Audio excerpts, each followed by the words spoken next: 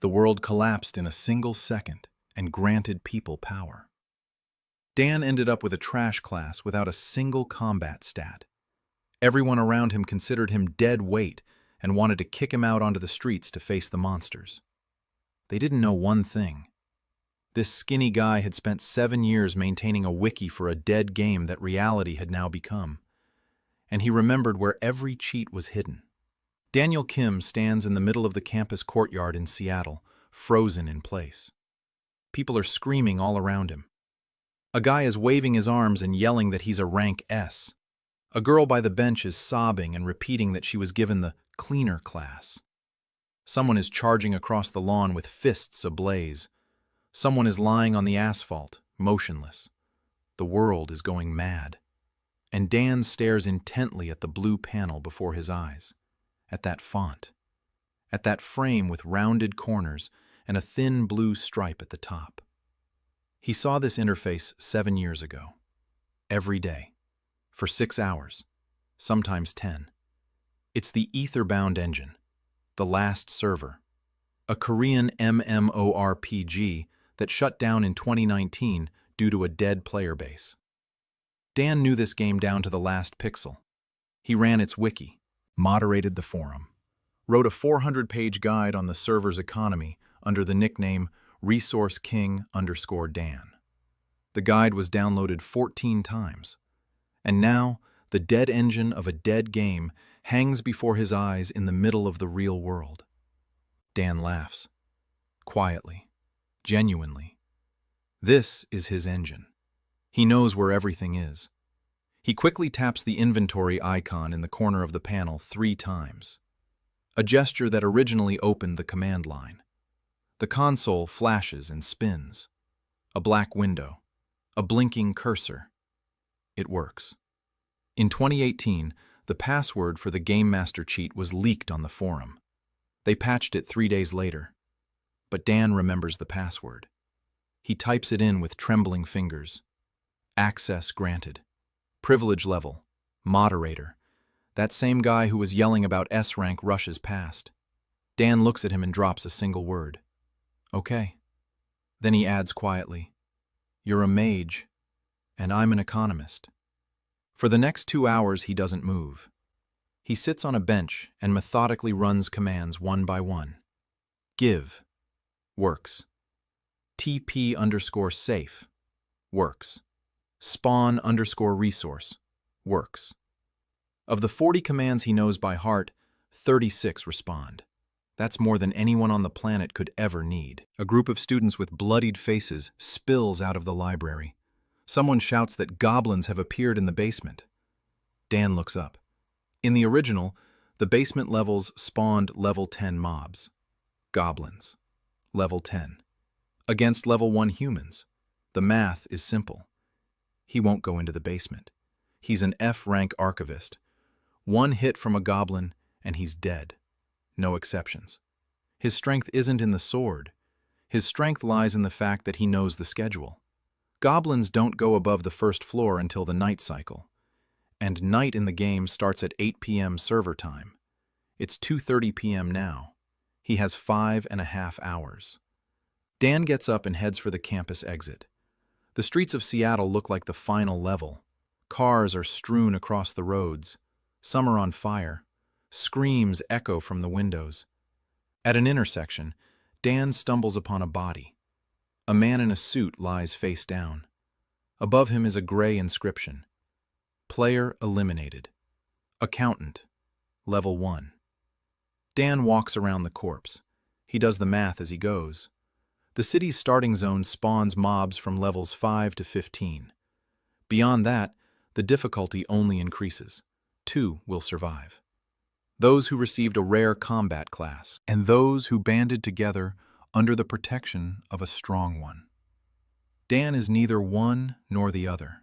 He's the third option, the one not found in any guide. A man who knows the map. 40 minutes later, he finds what he was looking for. A half-ruined supermarket on the corner of Roosevelt Avenue. The windows are smashed. Inside, a light glows from someone's abilities. Dan peeks inside. About 30 people, students and random passers-by whom the chaos has driven under one roof. There's almost no food, no water either. A burly man with a sword stands at the entrance. A C-rank warrior, 6 feet tall, a heavy gaze. Dan approaches and asks to stay. The big guy asks his class. Dan answers. Archivist, F rank. A guy named Marcus blurts out that they don't feed dead weight, that they have 2 days' worth of food, that they have 28 mouths to feed and not a single crafter, that if Dan can't fight, he should find another place. Dan nods. He asks for one night. Marcus drills him with his gaze and steps aside. Dan goes to the far corner. There's a staff restroom there. He goes in, locks the door, sits on the floor, opens the console. Give bread 200. Give water 200. Give meat _cooked 50. The items flash in his inventory instantly. 60 kilograms of bread. He closes the console. 3 commands at once. In the original, the moderator action log was checked once a day. 1 or 2 commands would pass as a bug. 3 is already pushing it. But it's the first day. The system has just started up. The logs are overloaded with billions of events. Dan bets that his 3 commands will get lost in the flood. He waits a minute. Silence. No alert. No inspector. Dan exhales. He steps out with his full inventory and approaches Marcus. Marcus is sharpening his sword with a piece of concrete. Dan opens his inventory and dumps the food onto the floor. Bread, stack after stack. Water, bottle after bottle. Meat, piece after piece. Marcus jumps up. People turn their heads. A mountain of food is growing between the shelves. A real mountain. Marcus is silent for half a minute. Dan speaks first. He says his class is giving a scroll. The scroll works once a day and multiplies food. It can feed the group, if they let him keep it. Marcus asks why he didn't say so right away. Dan answers quietly. Because if people on the outside find out, they'll come and take it away. And then, no one will eat. Marcus turns to the group and says that Dan is staying, that he's part of the team now, that there's only one answer to the question of where the food came from. They found a warehouse. 27 people stare at the mountain of bread and meat in the middle of the dead supermarket. No one asks a single question. Everyone just starts eating. At night, Dan doesn't sleep. He knows the schedule of this world. In a week, goblins will start coming to the surface at night. In 2 weeks, level 20 wolves will appear. In a month, governments will collapse because the armies will prove useless. In 9 months, the black winter season will strike. A global event. Monsters will become twice as strong. Resources will disappear almost everywhere. Those who don't prepare will die. Everyone. Dan looks at the people sleeping around him. 28 people who just yesterday were attending classes and drinking coffee. Now their lives depend on whether he can take out 3 teams a day without drawing the system's attention. In patch 2.3, this was considered a bug. Now, it's his life's work. The morning of the second day began with a scream. One of the guys at the entrance yelled that something was moving outside. Marcus jumped up first, sword already in hand. Dan opened his eyes and immediately looked toward the window. Through the broken glass, he could see the intersection. 3 figures, green skin, short, crooked legs, clubs in their hands. Goblins. Dan quickly checked. 3 of them, level 8, not 10, a patrol group. In the original game, these roamed the starting zones during the day. At night, the tougher ones came out. Marcus was already heading for the exit. Dan called out to him, said there were 3 of them, that they were level 8, that if Marcus went out alone, he'd handle them but take some damage. Better to take 2 more with him. Marcus stopped and looked at him, asked how Dan knew their level. Dan pointed to the panel above the goblins' heads. Marcus squinted, said he didn't see any panel. Dan blinked. Then he realized. The archivist can see mob information, not combat classes. That was a feature of moderator access in the original game, an information overlay. Dan quickly found an explanation. He said his class allowed him to see basic information about creatures, level, and type. Marcus looked at him for 3 seconds. Then he nodded. He took 2 fighters, a guy with the E-rank swordsman class and a girl with the E-rank spearwoman class. The 3 of them went out onto the street. Dan watched through the window. Marcus moved skillfully, quickly, confidently. He had clearly been doing something before the system. Martial arts or the army. The sword in his hands worked like an extension of his body. He cut down the first goblin in 2 strikes. The swordsman pinned down the second. The spearwoman pierced the third. The fight lasted less than a minute. Experience windows flashed above the bodies. Marcus got a little. The other 2 got more. The level difference. In Aetherbound, experience was distributed inversely proportional to the participant's level. The weaker you are, the more you get from the same mob. Dan knew this formula by heart. He knew that if Marcus farmed level 8 goblins, he'd get stuck in a week. He needed mobs at least level 15 for normal progression.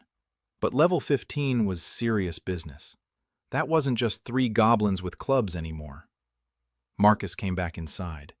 There was a scratch on his cheek. A goblin club had grazed him. The swordsman was limping. The spearman was clutching his shoulder. 3 level 8 goblins against a C-rank warrior and 2 E-ranks.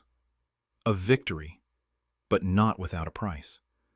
Dan walked up to Marcus and said he needed to talk. Alone. Marcus looked at him with that heavy gaze. Then he followed him to the far corner of the shop. Dan spoke quietly. He said that food was a temporary solution, that his scroll provided food once a day, but that wouldn't be enough if the group grew, that they needed a better place, with sturdy walls, with access to water, with storage space. Marcus asked if he had any ideas. Dan said he did.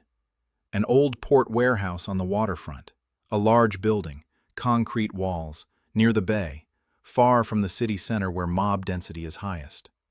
In the original game, port zones were resource hubs with low danger. Dan didn't bother explaining that part. He just said that according to his data, there were fewer mobs in the port area. Marcus asked what kind of data. Dan replied that his class allowed him to see enemy density on the map. Marcus looked at him for a long time. Then he said that for a trashy F rank, Dan had a suspiciously large number useful abilities. Dan shrugged. He said that Archivist was an information class. It was useless in combat. But information was sometimes more valuable than a sword. Marcus didn't reply. But an hour later, he announced to the group that they were moving on. The journey to the port took 4 hours. Dan walked in the middle of the group. Marcus led the way at the front. The swordsman and the spearman flanked him. The remaining 25 people walked in silence. Along the way, they had to bypass groups of mobs twice. Dan had seen them on the map beforehand and warned Marcus. The first group was a dozen level 12 rats in an alley. The second was 2 level 15 ogres at an intersection. Each time, Marcus looked where Dan was pointing. Each time, he saw exactly what Dan had described. Each time, he nodded silently.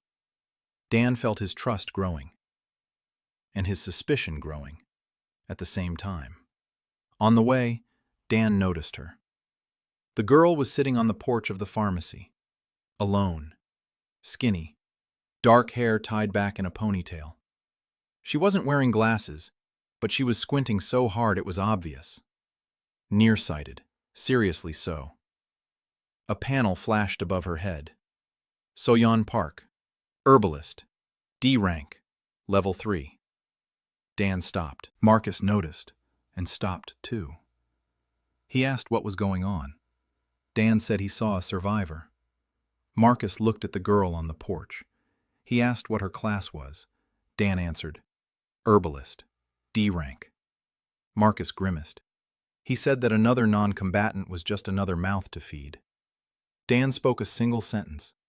He said that herbalist was the only class capable of making healing potions. Marcus fell silent.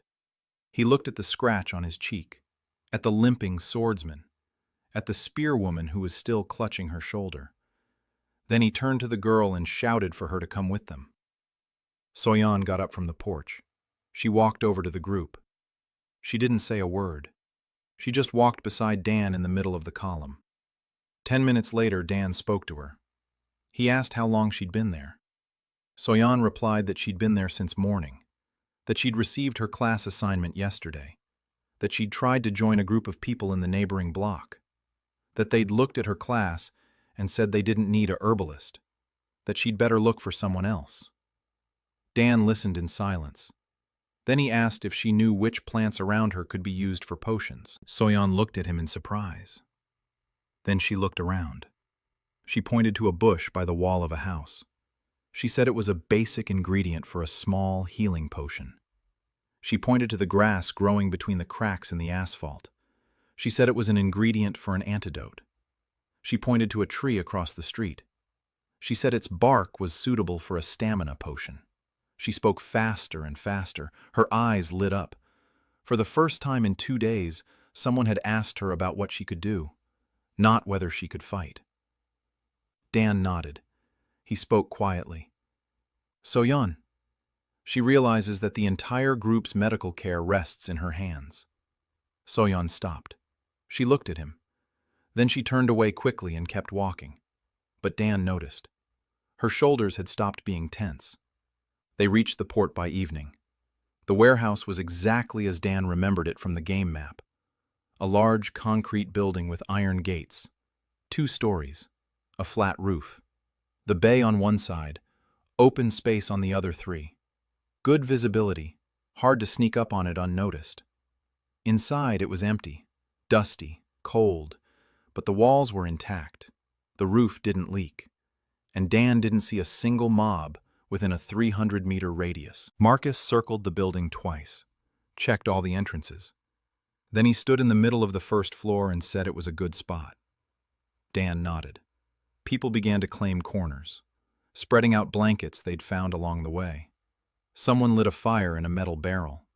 Warmth, light, walls. For the first time in 2 days, people looked not like refugees but like residents. Dan didn't sleep again that night. He sat on the warehouse roof and looked out at the city. Seattle was burning. Not all of it, but enough to turn the horizon orange. Somewhere in the distance a roar echoed. Something big. Level 30 at least. Dan didn't want to think about it. He was thinking about something else. About the fact that 100 meters from the warehouse, under the bridge across the canal, lay a hidden chest. 50,000 units of iron. The developer's Easter egg. The coordinates published in a single data mining post from 2017. Dan knew the coordinates by heart. 50,000 units of iron. That would be enough to build a full-scale forge.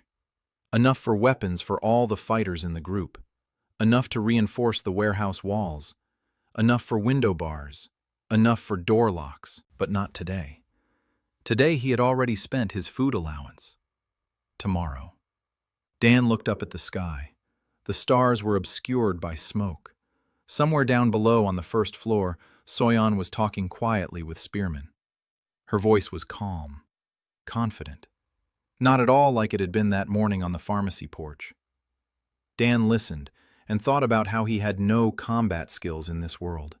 That any 8th-level goblin would kill him with a single blow. That his only weapon was a black window with a flickering cursor. And that this should be enough, because there was nothing else. Morning of the 3rd day. Dan woke up an hour before the others. He left the warehouse through a side door. He walked to the bridge. The bridge was old, concrete. Beneath it, a canal with murky water. Dan climbed down the embankment. He found the spot. The 3rd support on the west side. 2 meters from the base. According to the data mining, there should be an invisible chest there. Dan reached out and touched the concrete. A blue panel flashed. Hidden storage detected. Open. Dan pressed it. The inventory window popped up. Iron. 50, 000 units. Dan stood under the bridge and stared at that number. 50,000 units of iron in a world where people killed each other over a rusty knife. He moved it all to his inventory, closed the window, returned to the warehouse. Marcus was already awake. He was sitting by the entrance, sharpening his sword.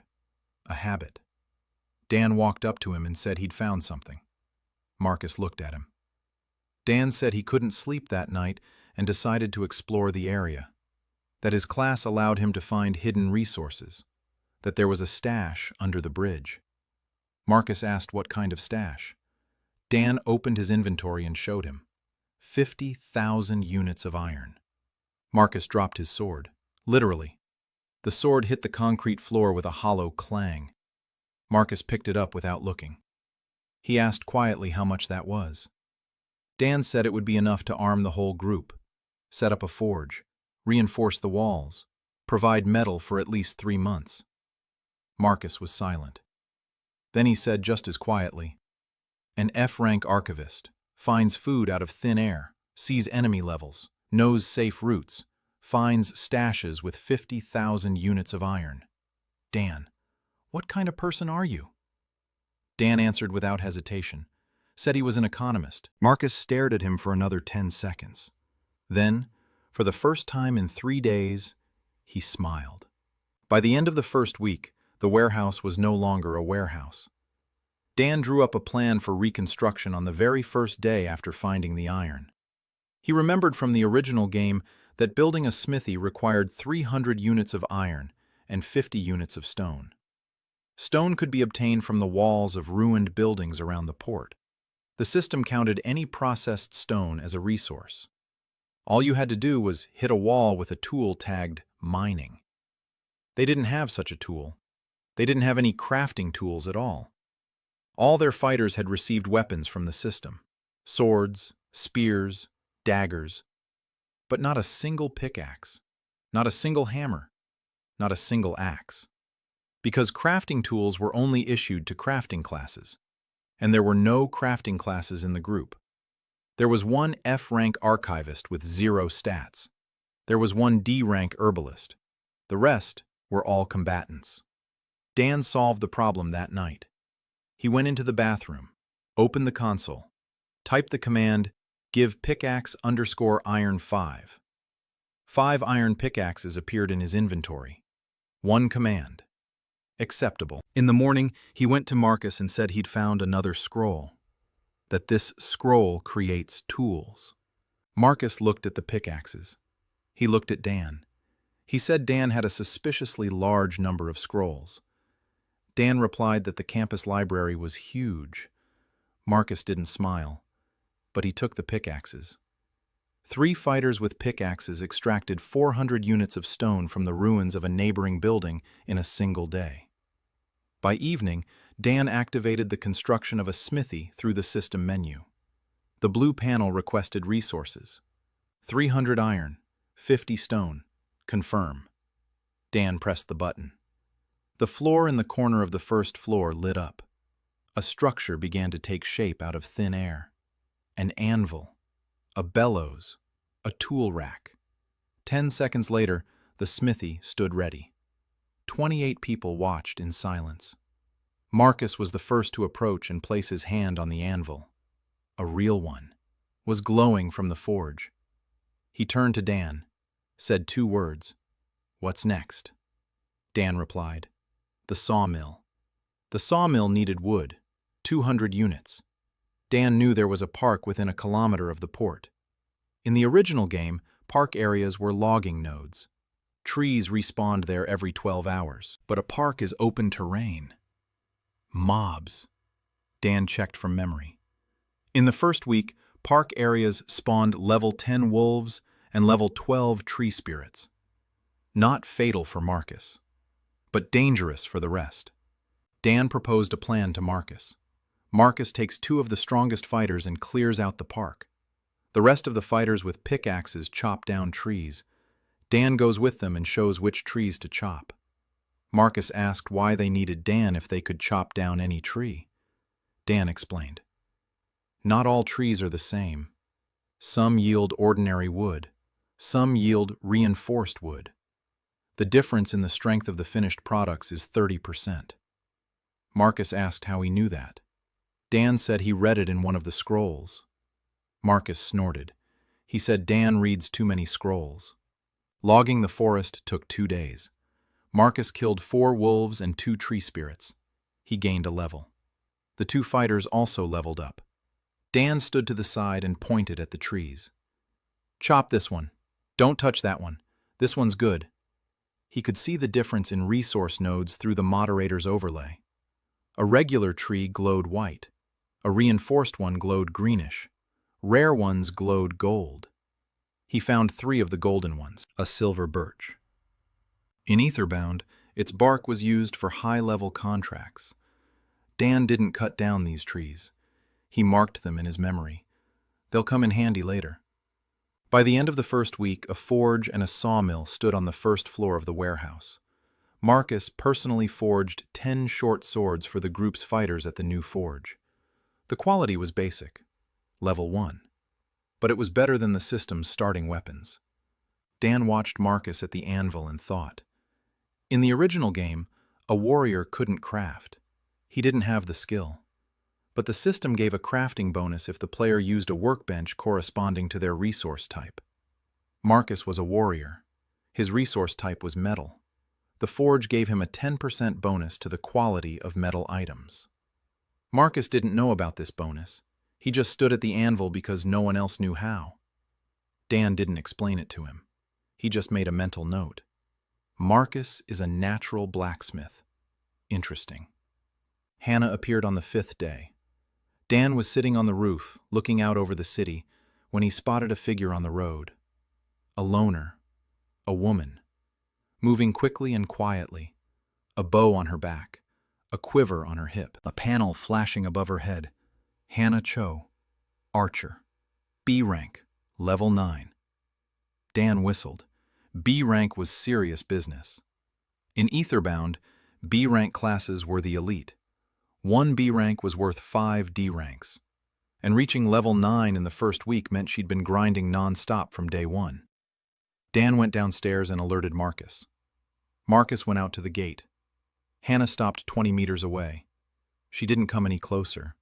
She was assessing the situation. Marcus shouted to her that they were peaceful, that they had room and food.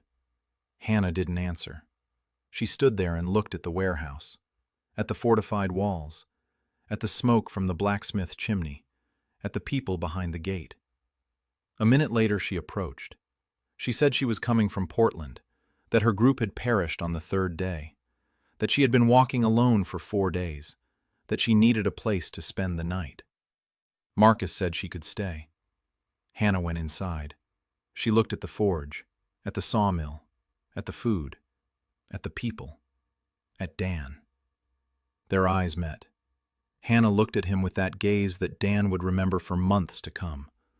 Cold, appraising, as if she were reading the fine print in a contract. She said one word. Who?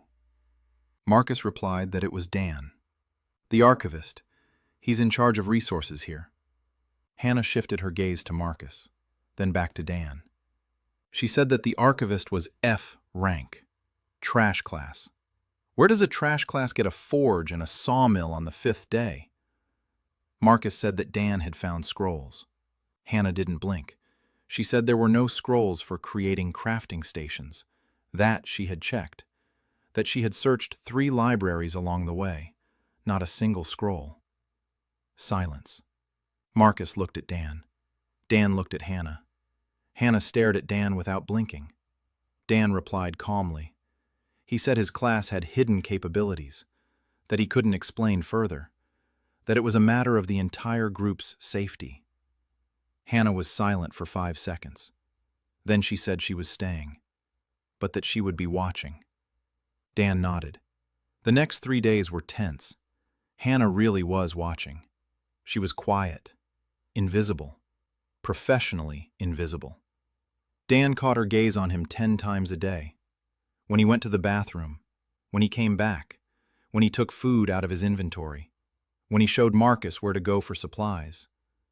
Hannah watched. She jotted something down in a small notebook she'd found in one of the warehouse offices. Dan didn't stop her. He knew she wouldn't find anything concrete. The console was invisible to everyone but him. The inventory showed only the contents, not the source. And he told his story about the scrolls and library quests with enough confidence. But Hannah was smart. She wasn't looking for proof. She was looking for inconsistencies. And Dan knew that sooner or later she would find them. On the 8th day, Dan did something for Hannah. He noticed her bow. Old. Worn. Not a system bow. It was a real bow. From the real world.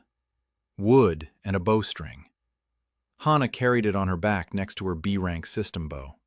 The system bow was 10 times more powerful. But Hannah still carried the old one. Dan understood. Memories. This bow meant something to her. Dan waited until Hannah left for her evening perimeter patrol. He took her old bow. He examined it. A crack in the upper shoulder. The bowstring was worn out. 3 notches on the grip. Initials. M.C. Mother. Hannah's mother. Dan sat down in a corner and got to work. He didn't use the console. He didn't use a cheat. He used his hands. A piece of glue from Soyan's workshop. A thin strip of iron for reinforcement. A new bowstring made from sinew that Marcus had brought back from the hunt. 2 hours of work. When Hannah returned from her patrol, her bow was lying on her blanket, repaired. The crack was patched. The bowstring was new. The notches with the initials were untouched. Hannah picked up the bow. She ran her fingers along the grip, over the initials. She glanced at Dan. He was sitting in his corner, pretending to read the system windows. Hannah didn't say anything. But the next morning, she sat down to eat breakfast next to him, in silence, for the first time. The second week brought 2 events. The first was good. The second was bad. The good thing happened on the 10th day when Soyan brewed a healing potion for the first time. She had been working on it since the 3rd day. She gathered ingredients in the vicinity of the port. Dan showed her where to look. In the original game, ingredients grew at fixed locations. Each location refreshed once every 24 hours. Dan remembered the locations of 11 spots within a 2-kilometer radius of the port. He couldn't tell Soyan how he knew. He said his class highlighted alchemical ingredients on the map. Soyan didn't ask any unnecessary questions. She simply went where he pointed. She gathered them, carried them to the warehouse, laid them out on the workbench Marcus had cobbled together from planks. A small healing potion required 3 reagents: restoration root, moongrass, pure water. Soyan found the first 2 using Dan's coordinates. They took pure water from the canal, but it wasn't suitable. The system marked it as dirty water. The potion required clean water. In Etherbound, there were 2 ways to obtain clean water. The first was to find a natural source tagged as clean. The second was to purify dirty water using a filter.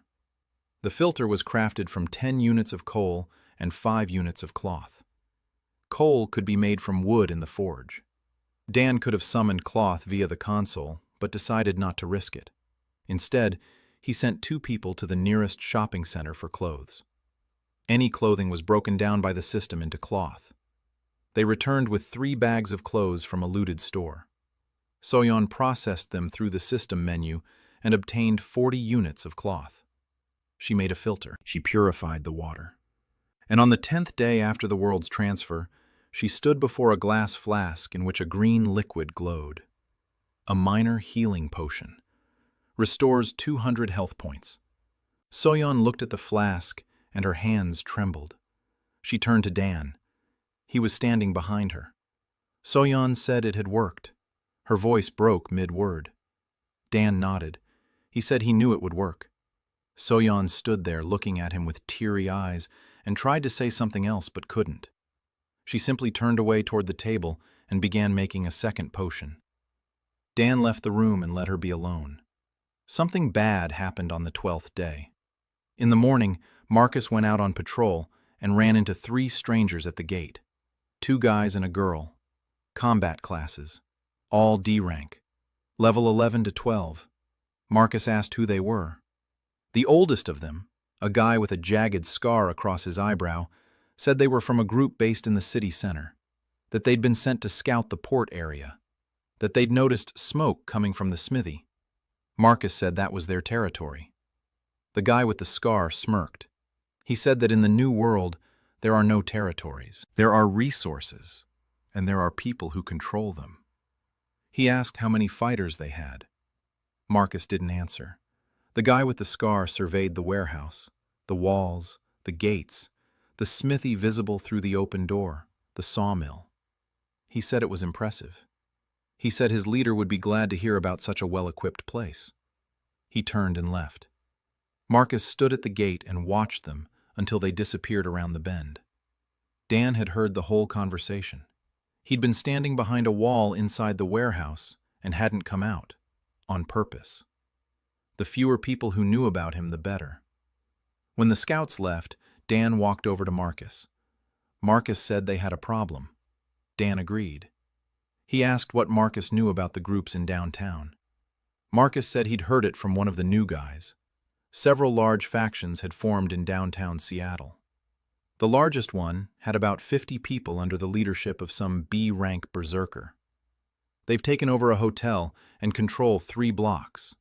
They're taking resources from smaller groups. Anyone who doesn't hand them over gets beaten, not killed, yet. But the line between beating and killing was getting thinner every day. Dan listened and thought. 50 people. A B-rank leader. Levels probably between 10 and 15. Their group had 32 people. 1 C rank, 1 B rank. The rest were E and D.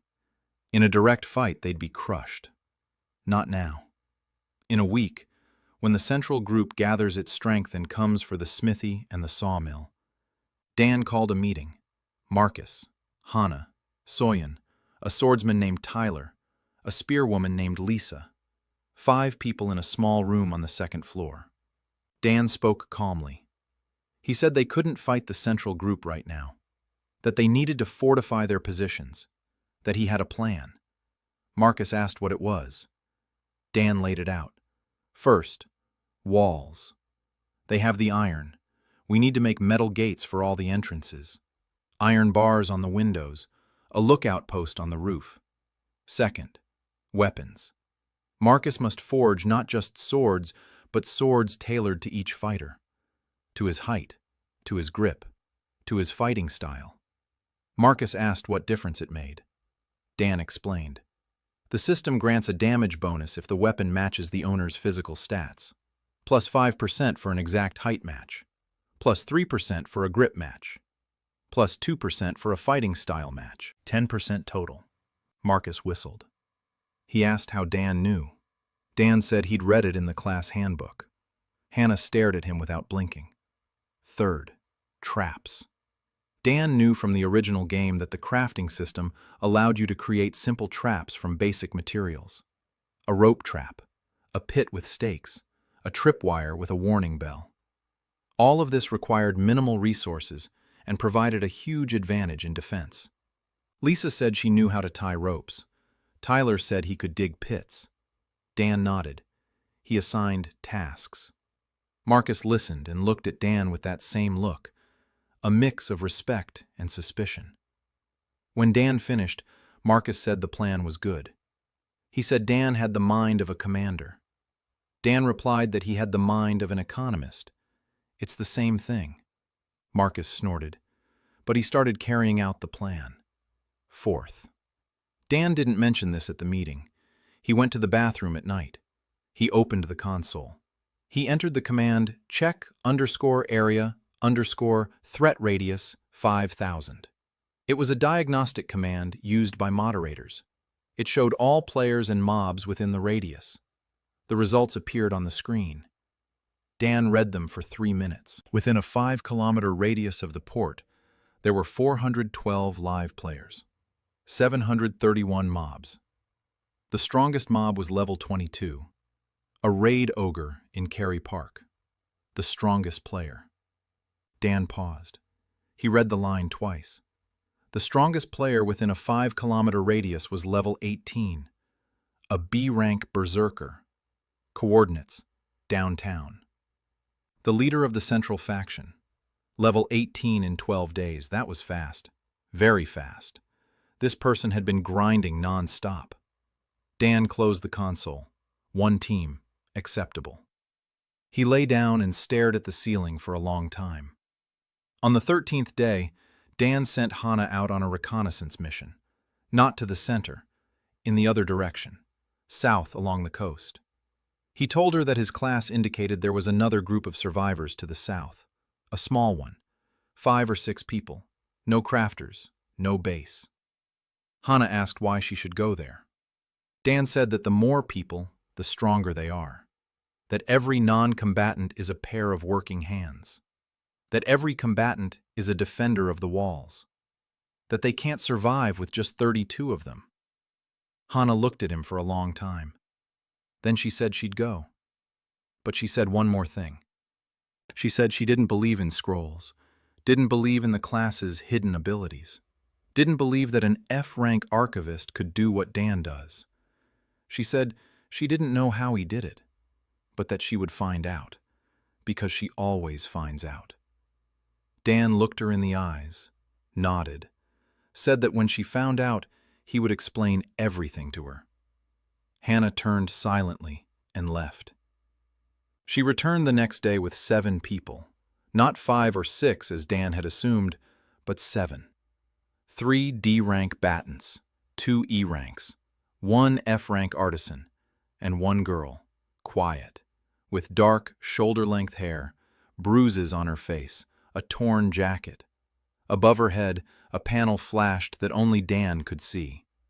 Jing Wei, artillery mage, A rank, level 14. Dan read the panel 3 times. A rank, artillery mage. It was one of the most powerful combat classes in Aetherbound. Artillery mages struck wide areas. A single strike could wipe out a dozen mobs at once. Level 14 in 2 weeks for an A rank. That wasn't grinding, that was talent. Dan approached her. Jing Wei flinched. A reflex. Someone had hit her. Recently. Dan stopped. He raised his hands. He said he wouldn't come any closer. He asked calmly if she wanted something to eat. Jing Wei looked at him for 10 seconds. Then she nodded. Over dinner, Jing Wei told her story. Not all at once. In bits and pieces. Between sips of water and bites of bread. She was an MIT student, a theoretical physicist.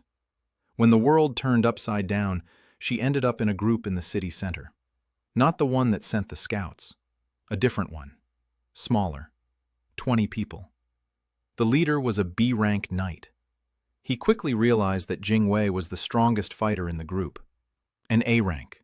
An artillery specialist. A living cannon. He sent her to clear dungeons every day. Twice a day. She brought back the loot. He distributed it.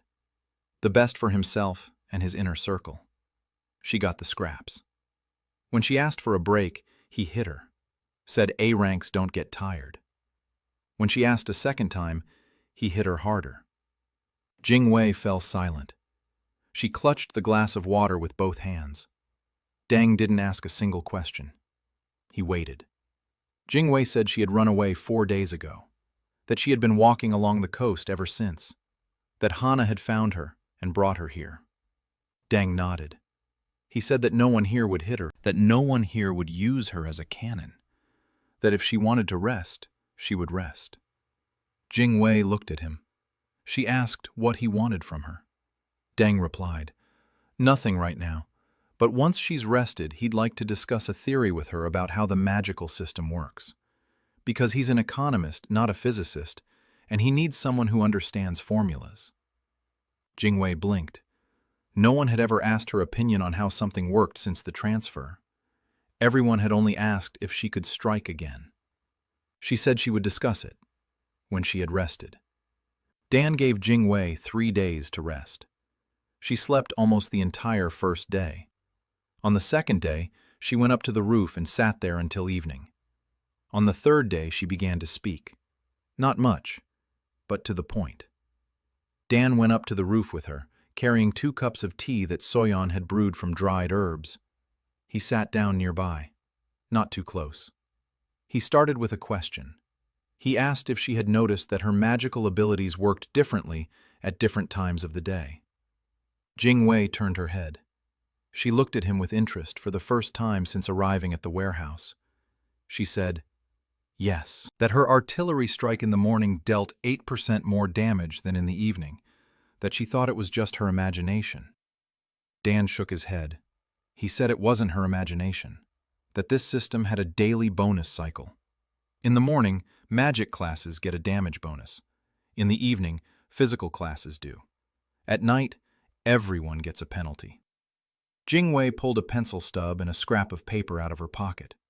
She started writing it down. She asked how he knew. Dan said he'd figured it out from observations. That was a lie. He knew it from the patch notes for version 1.4 of the original game. But Jingwei didn't need know that.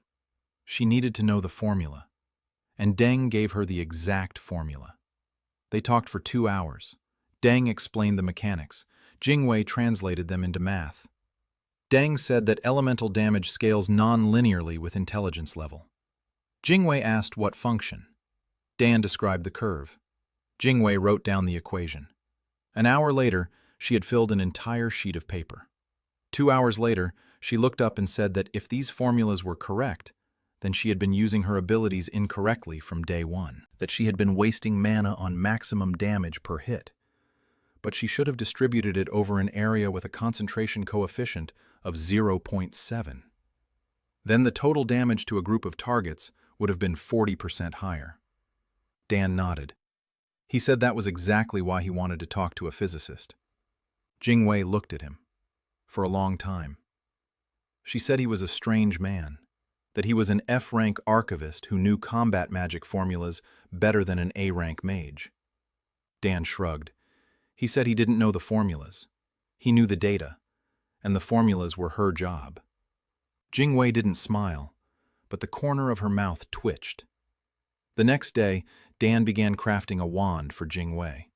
Not a standard wand. In the system, you could buy a standard wand from an NPC merchant, a basic one. The same for all mages, plus 10 to magic damage. Boring. Dan wanted something different.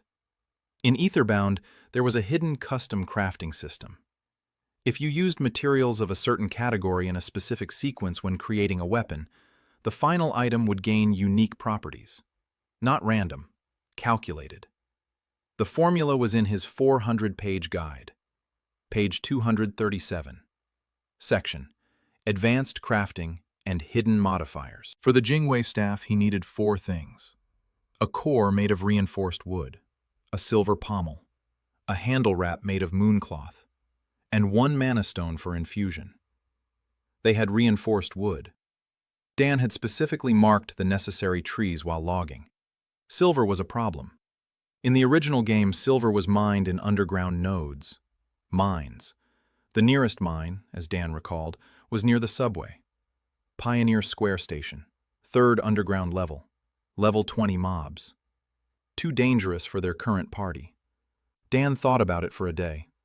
Then he remembered.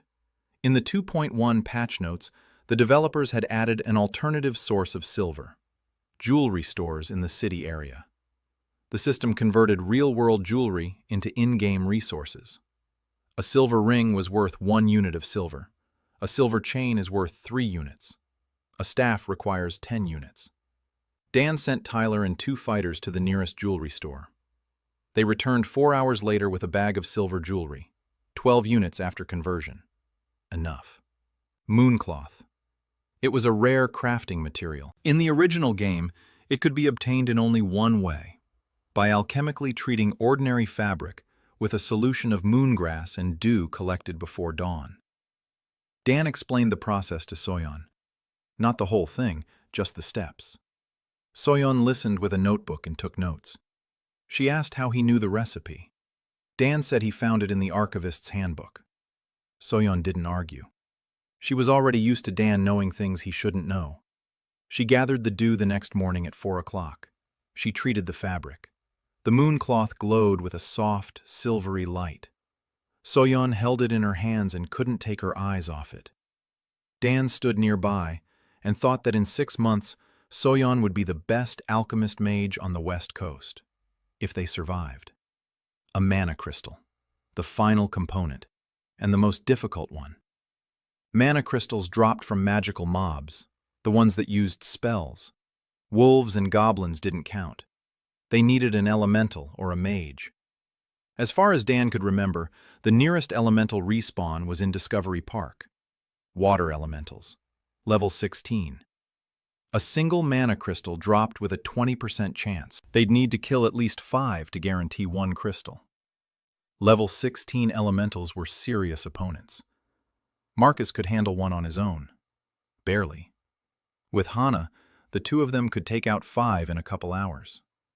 But leaving the base without its 2 strongest fighters for several hours was risky, especially after the visit from the scouts from headquarters. Dan discussed the problem with Marcus. Marcus said he would go alone. Dan said that was a bad idea. Marcus said it was the only idea. Hana intervened.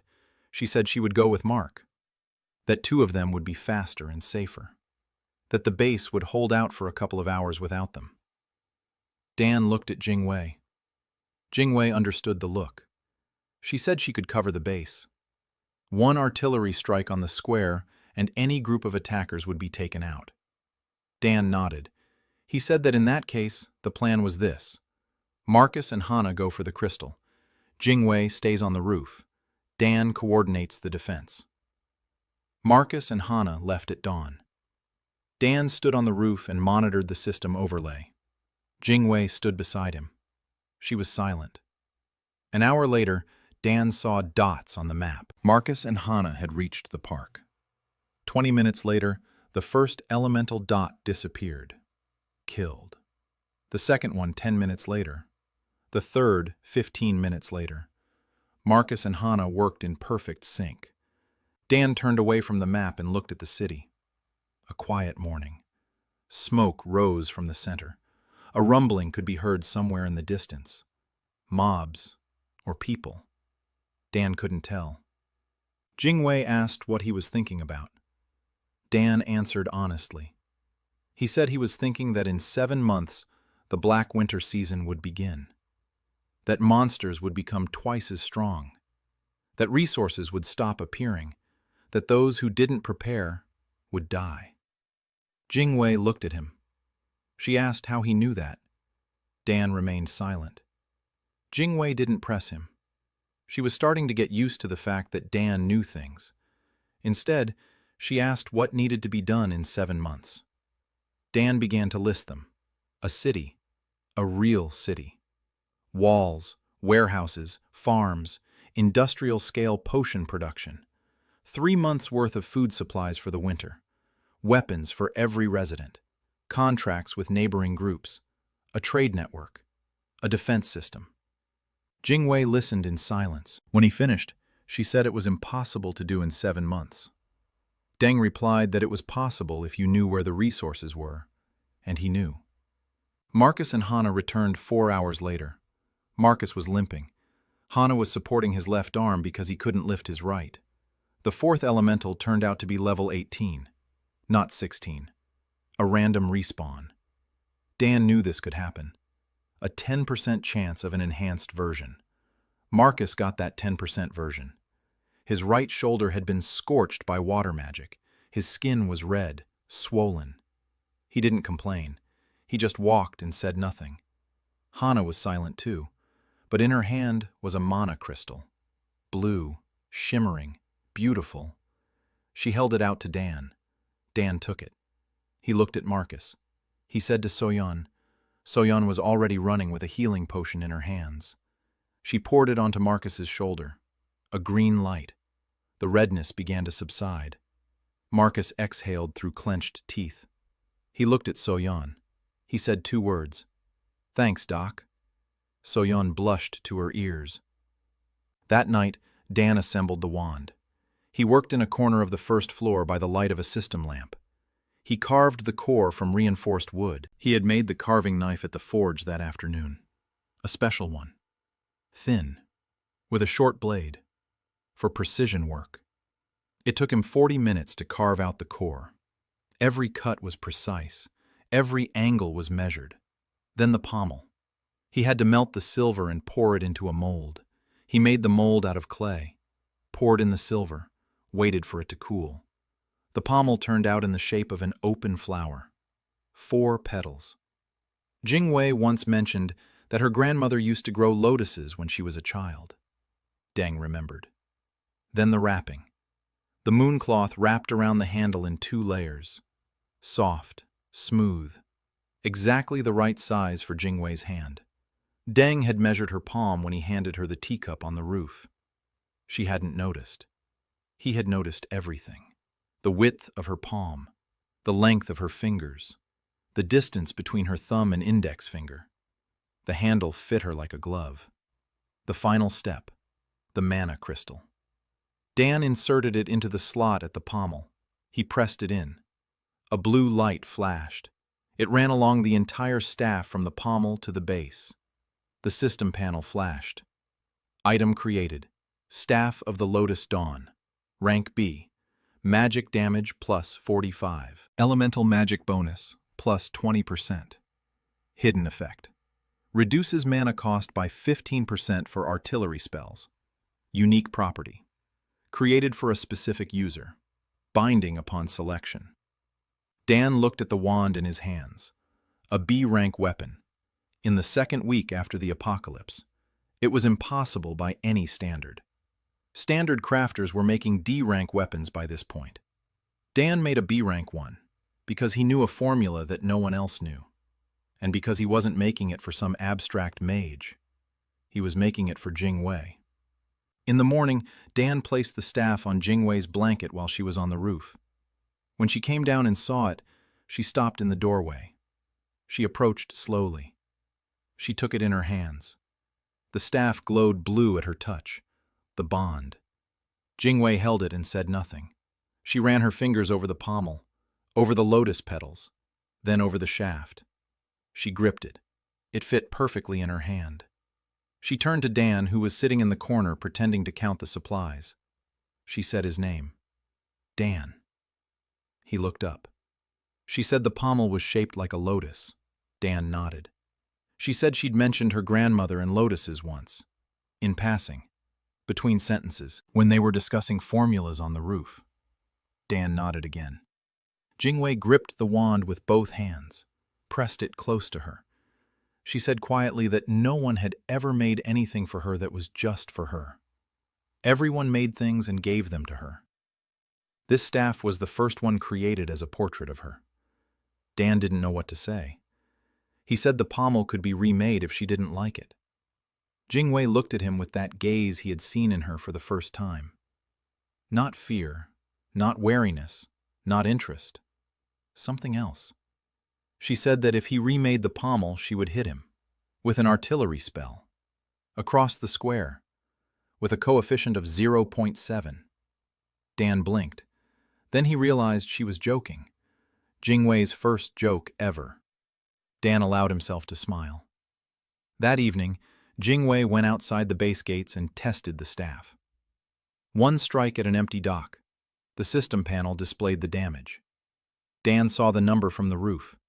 847 points of area damage. Marcus stood nearby and whistled. Hannah on the wall lowered her bow. Even Soyan came out to watch. 847 points of damage with a single strike. A B-rank berserker from the city center had a maximum health of about 1,200 at his level. A single strike from Jingwei took away 70% of his health. Marcus turned to Dan. He said one sentence. He said he was starting to understand why Dan didn't fight himself. He didn't need to. He made weapons that fought for him. Dan didn't answer. He looked at Jingwei below. She was standing on the pier with a staff in her hand, watching the sunset over the bay. For the first time in 2 weeks, she didn't look like someone who'd been beaten. She looked like someone who'd been given what rightfully belonged to her. Dan turned away and went downstairs. He still had a lot of work to do. 4 in the morning. Silver ore respawn in the mine beneath Pioneer Square Station. He made a mental note of it. It would come in handy when they got stronger. The third week began with people arriving at the warehouse gates. Not scouts, not enemies, just people. 7 of them. 3 men and 4 women. All F rank or E rank. Trash classes. A seamstress, a cook, a porter, a gardener, a janitor, a clerk, a carpenter. They had been kicked out of a group in the city center. The B-rank berserker leader said that non-combatants were dead weight, that he wasn't going to feed them, that if they wanted to live, they should find those who needed weaklings. They walked for 2 days along the coast. Someone told them that down south, at the port, there was a group that took everyone in. They arrived hungry, dirty, with empty eyes. Marcus stood at the gate and watched them. He turned to Dan. Dan had already done the math. A seamstress is fabric. A cook is a bonus to food plus 20% of the class skill. A porter is a 50% bonus to carrying loads. A gardener is farming. A carpenter is the second best builder after the artisan. Each of these trash classes was worth more in the ether-bound economic system than a D- rank fighter. Dan said one word to Marcus. Let them in. An hour later, all 7 were eating a hot meal. A cook named Rusty immediately took a corner of the kitchen and began cooking with the same ingredients Dan was pulling up via the console. The difference was immediately apparent. The cook class's system bonus added a fullness effect to the food, lasting 2 hours. People who ate the food Rusty prepared didn't feel hungry for 2 hours longer than usual. This meant Dan had to create less food per day, fewer commands, less risk. Dan looked at Rusty and mentally thanked the B-rank berserker from the center for firing his best cook. The gardener, whose name was Kamal, turned out to be even more valuable. He was of Turkish descent. Before the system, he had worked at a garden center on the outskirts of Seattle. His E-rank gardener class granted a passive bonus of 30% to plant growth within a 50-meter radius. Dan learned this from his system profile via the archivist's overlay. 30% growth. That meant the farm on the base grounds would yield crops 1.5 times faster than anywhere elsewhere. Dan led Kamal to the backyard of the warehouse. He pointed to a patch of land between the wall and the fence. He said this would be the farm. Kamal looked at the ground. He said the soil was poor, clay and construction debris. Dan nodded. He said they would bring in good soil from the park. Kamal asked what to plant. Dan pulled 5 bags of seeds from the inventory. System seeds.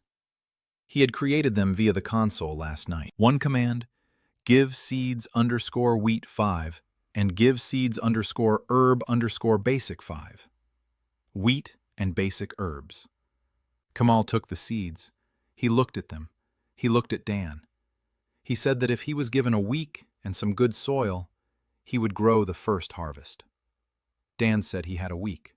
A seamstress named May, Chinese, 43 years old, quiet, quick hands.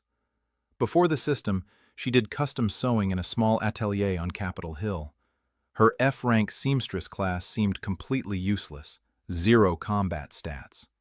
The only bonus was a 20% increase in the durability of fabric items. Dan knew the value of that bonus. In Etherbound, fabric items aren't just clothing. They're pouches for potions, bags for inventory, bandages for herbalists, tents, guild banners with system buffs. May could sew all of this with a durability bonus, which meant the items would last longer and break less often. Dan gave her the mooncloth and asked her to sew a potion pouch for Soyan. May sewed it in 2 hours. The pouch received the durable system tag, plus 20% to durability. Soyan it to her belt and spent the whole day walking around and touching it with her hand. May smiled for the first time in a week. A carpenter named Gustavo, Mexican, 28 years old, broad shoulders, a quiet voice. Before the system, he built houses in the suburbs of Seattle. His E-rank carpenter class gave a bonus of plus 15% to the strength of wooden structures. Dan placed him next to Frank the craftsman and gave him a task. Expand the living space.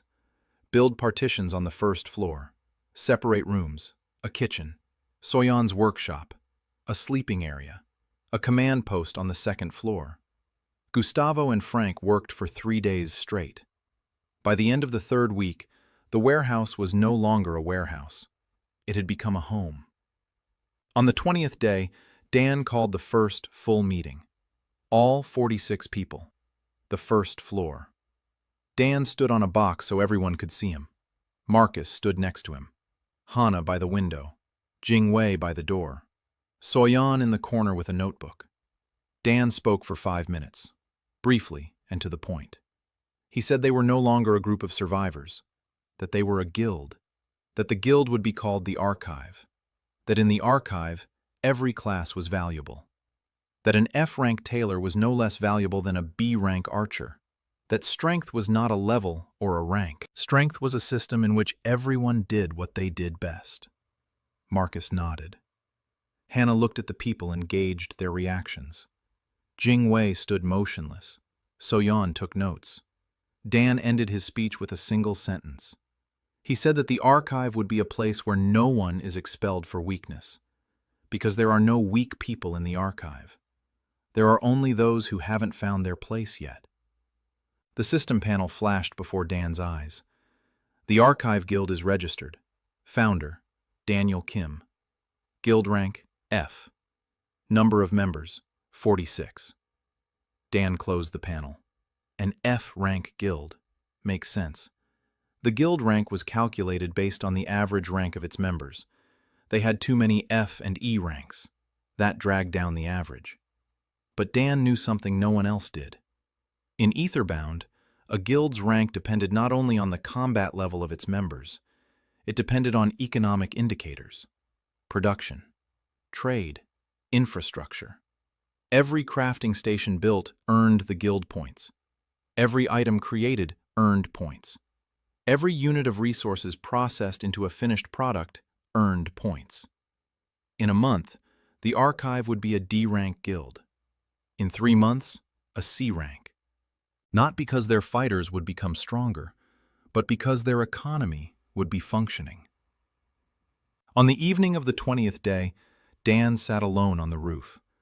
He watched the sunset. He thought. He had used the console 41 times in 20 days, an average of 2 commands a day. It was safe for now. But consumption was rising. More people meant more food, more seeds, more materials that he couldn't explain any other way than scrolls and quests. Hana no longer believed him. Marcus was suspicious. Jingwei didn't ask but wondered. Soyan was silent but watched. Dan knew he couldn't keep this up for long. He needed to make the group self-sufficient. Kamal's farm, Marcus's hunting, Soyan's alchemy, the blacksmith shop, the sawmill, May's sewing workshop. All of this was supposed to replace the console, not completely, but 80% of the time. Then he would only need to use the console once every 2 or 3 days, for truly important things, for hidden chests, for emergencies, for those moments when someone would die without it. That night the console lit up on its own. Dan didn't open it. It opened by itself. A black window with a blinking cursor, and a single line of text that Dan hadn't typed. A good command. Dan stared at the screen. This line wasn't a standard system message. There were no such messages in Aetherbound. This was something new. Someone had written to him through the console. Someone on the other side. Dan sat on the roof and watched those 2 words until they vanished 30 seconds later. Then the console closed on its own. Dan didn't sleep until morning. The first month was over. Archive Port no longer looked like a warehouse, even from the outside.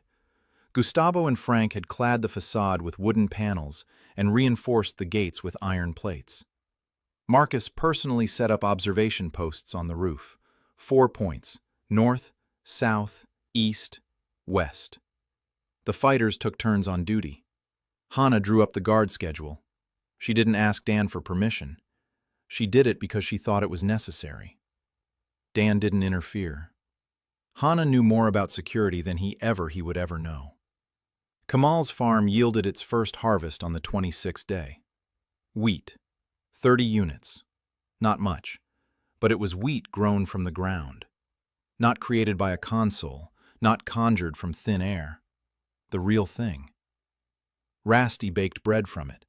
The bread received the system tag, homemade, plus 10% health restoration upon consumption.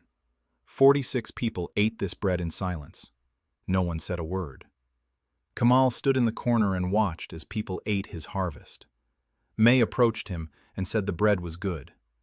Kamal nodded. He turned away, wiped his eyes with his sleeve. Dan saw this from the other end of the hall. He made a mental note. The farm needs to be tripled in size. On the 28th day, scouts arrived. Scouts. Again. Not 3, 10. All D rank. Levels 13 to 16. Well-armed. C-rank system weapons. That meant their leader, a rank berserker, was farming dungeons and distributing loot only to combatants. 10 level 16 D ranks were a serious force. Not for Marcus. Marcus was already level 20. Not for Hana. Hana was level 22. Not for Jingwei. Jingwei was level 18. But 10 fighters at once. This not a duel. It's a battle. Marcus stepped out to the gate. Hana took her position on the wall with her bow. Jingwei climbed onto the roof. Deng stood behind the wall and listened. The senior scout was the same guy with the scar across his eyebrow. He surveyed the gate. Fortified. He surveyed the walls. Boarded up. He surveyed the watchtowers. Fortified. His expression changed. 2 weeks ago this had been a dilapidated warehouse. Now it was a fortress. He said his leader wanted to meet. That his leader's name was Greg Stone. That Greg was offering a partnership. Marcus asked what kind of partnership. The guy with the scar said that Greg controlled the city center. That he had 80 fighters. That he was offering protection in exchange for resources. Half of what was produced in Archive Port would go to Greg. In return, Greg guarantees that no one will touch the port. Marcus turned to Dan.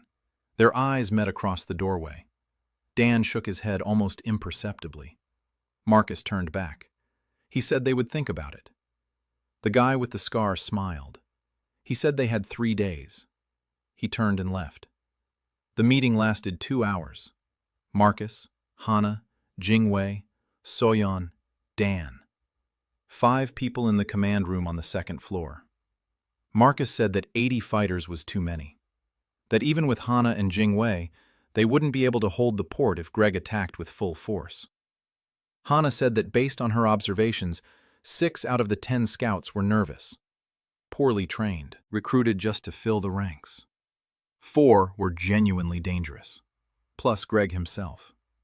Jingwei said she could take out 50 people with a single strike, but then she wouldn't have enough mana left for a second one. Soyeon said she had 12 healing potions and 6 antidotes ready. Not enough for a full-scale battle. Dan listened. Then he spoke up. He said there was no need to fight. That Greg Stone was a B-rank level 18 berserker. Marcus asked how Dan knew his level. Dan lied as usual. He said it was a class ability. Marcus grunted. Hana jotted it down in her notebook. Dan continued. He said that a level 18 berserker is powerful in combat, but berserkers are a class with a critical weakness. Berserkers consume twice as much food as other classes. This was in the version 1.2 patch notes. Class balance. High damage is offset by high resource consumption. Greg's 80 fighters eat as much as 120 ordinary people. They don't have a single crafter, not a single farmer, not a single cook with a bonus. They live off loot from dungeons and raiding small groups. In 2 weeks, the small groups will be gone. Dungeons will get harder. Food will become a problem. Greg knows this. That's why he wants their resources. Not a partnership. Resources. Marcus asked what to do. Dan said to agree. Marcus choked. Hana raised an eyebrow. Jingwei tilted her head. Soyeon opened her mouth. Dan explained. He said that verbal consent is worth nothing. That they would supply Greg with resources. Basic ones. Food and wood. Half? No. A third. Greg is bargaining because he's desperate. He'll agree to a third. In return, the archive gets 3 things. First, time. Every day without a fight is a day for building and leveling up. Second, information. Supplies mean contact. Contact means intelligence. They'll know how many people Greg has, what level they're at, what weapons they have, where their weak spots are. Third, reputation. If the archive supplies resources to Greg and Greg doesn't attack, then other small groups will see that the archive knows how to negotiate, that the archive isn't a victim but a partner. People will go to those who negotiate, not those who fight. Marcus was silent for a minute. Then he said that Dan thinks like a merchant, not a warrior. Dan replied that that was the point. Hannah stayed behind after the meeting. She waited until everyone had left. She closed the door. She sat down across from Dan. She was silent for 30 seconds. Then she said that she had checked every library within a 10-kilometer radius. Not a single scroll, not a single quest that gives scrolls, not a single mention of the archivist class's hidden abilities in the system manual. Dan listened in silence. Hannah continued. She said she had calculated the amount of resources Dan had produced over 28 days.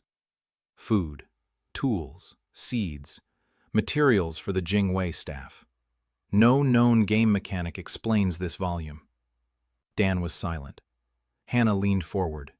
She said she wasn't the enemy, that she understood Dan was doing this for the group, that the results spoke for themselves, but that she needed to know. Because if he had a secret, that secret concerned the safety of all 46 people. And as the person responsible for that safety, she had a right to know. Dan looked at her. Hannah looked at him. The silence lasted 20 seconds. Dan made a decision. He said he would tell her, but not now. In a week. When the base's self-sufficiency reached a level where his secret would no longer be critical to survival. Hannah asked why in a week. Dan said that if he told her now, and Hannah decided it was unacceptable, they wouldn't have a backup plan. In a week, the base would be producing enough food and resources without his intervention. Then, if Hannah decided he needed to be expelled, the group would survive. Hannah was silent for 10 seconds. Then she said she would wait. She stood up and left. Dan sat alone in the command room, thinking about how in a week he would have to tell Hannah everything. About the console, about the cheats, about Etherbound, about the fact that he knew this because it was his game. And he had no idea how she would react. The week passed quickly. Dan worked every day from dawn until late at night. The farm had tripled in size. Kamal had planted the entire backyard and the strip of land along the south wall. Wheat, carrots, basic herbs for potions.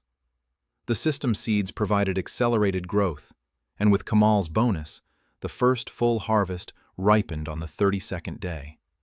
80 units of wheat, 40 units of carrots, 20 bundles of herbs. Rasti turned this into food with a satiety bonus. Soyan turned the herbs into potions. The production chain was up and running. Dan did the math. At the current level, the base was producing 60% of what was needed. He was still covering the remaining 40% through the console, but every day the self-sufficiency rate was growing. In 2 weeks he expected to reach 80%. In a month, 90%. On the 35th day, Dan kept his promise. He waited until it got dark, waited until most people were asleep. He approached Hannah. She was sitting in her usual spot by the second-floor window, a bow on her lap, a notebook nearby. Dan sat down across from her. He said he was ready to talk. Hannah set down her bow. She picked up the notebook. Dan told her not to take notes. Hannah looked at him. She put the notebook on the floor. Dan began to speak. He told her everything, from the very beginning, about Etherbound, about the defunct Korean MMORPG he knew by heart, about the forum, about the username ResourceKing_Dan, about the 400-page guide that had been downloaded 14 times, about how this world's system was built on that game's engine, about the archivist class, which in the original was given to moderators, about the console, about the commands, about how he created food out of nothing, about hidden chests whose coordinates he knew by heart, about resource respawns, about economic exploits, about how he knew the world's schedule a year in advance, about the Black Winter season, about how every command leaves a trace in the system's logs, about the inspector, about the restriction, about the risk. He spoke for 20 minutes without stopping. Hannah listened without moving, without blinking. When he finished, she was silent. The silence lasted 2 minutes. Dan counted the seconds. On the 107th second, Hannah spoke. She said one sentence. She asked why he hadn't said so right away. Dan answered. He said that if he'd told them on the first day that he was a cheater with access to the console of a dead game, they would have either killed him for the resources or locked him in the basement and forced him to cheat around the clock. Hannah was silent for another 30 seconds. Then she asked a second question. She asked if he had lied about anything besides the source of the resources. Dan thought for a moment. He replied that he hadn't, that everything else was true, that he really did want to protect these people, that he really was building a city, that he really did know how to survive the Black Winter. Hannah was silent for another minute. Then she stood up. She walked over to the window. She looked out at the night harbor. Dan sat and waited. Hannah spoke without turning around. She said that her father was a con artist, that he had lied to people his whole life, that he knew things others didn't and used that to take. Money, trust, time. He took and never gave anything back. Hannah said she had sworn to herself at 16 that she would never trust people with secrets, that a person who hides the truth is, by definition, dangerous, that she had lived by that rule for 7 years and it had never failed her. Dan listened and didn't interrupt. Hannah turned to face him. Her eyes were dry. Her voice was steady. She said that her father lied to take, that Dan lies to give, that they are different things, that she is allowing herself to trust him, just this once. Dan nodded. Hannah added, she said that if he betrays that trust, she will kill him herself, not as a figure of speech, literally, with an arrow to the throat in his sleep. Dan looked into her eyes. He realized she wasn't joking. He nodded again. Hannah picked up the notebook from the floor. She ripped out all the pages with notes about Dan, tore them into tiny pieces, threw them into a barrel of smoldering coals.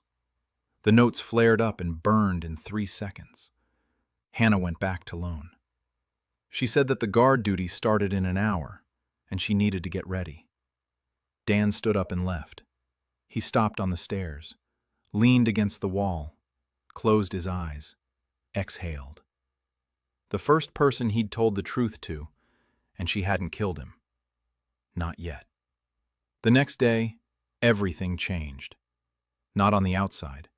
On the outside, everything looked the same, but inside, the dynamic had shifted. Hannah no longer watched over Dan. She covered for him. When he went to the bathroom to use the console, Hannah stood by the door and didn't let anyone in. Not ostentatiously, quietly, naturally. She just happened to be there. When Marcus asked questions about where Dan was getting his information, Hannah stepped in. She said she'd checked it and confirmed it. Marcus trusted Hannah unconditionally. She was his best scout. If Hannah said the information was reliable, then it was reliable. Dan watched this and felt something strange. For 7 years, he hadn't trusted a single person enough to tell them anything important. 14 downloads of the guide, a dead forum, empty comments. And now a Korean woman with icy eyes and a bow at the ready stood between him and the world. Because he had repaired her bow. Day 37, the first supply drop for Greg Stone. Marcus personally led a 5-man convoy. 20 units of bread, 30 units of wood, 10 units of iron, a third, as agreed.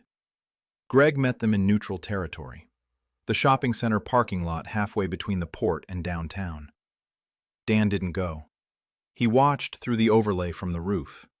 He saw dots on the map, Marcus and 5 fighters, Greg and 12 fighters. The odds were in Greg's favor, but Greg didn't attack.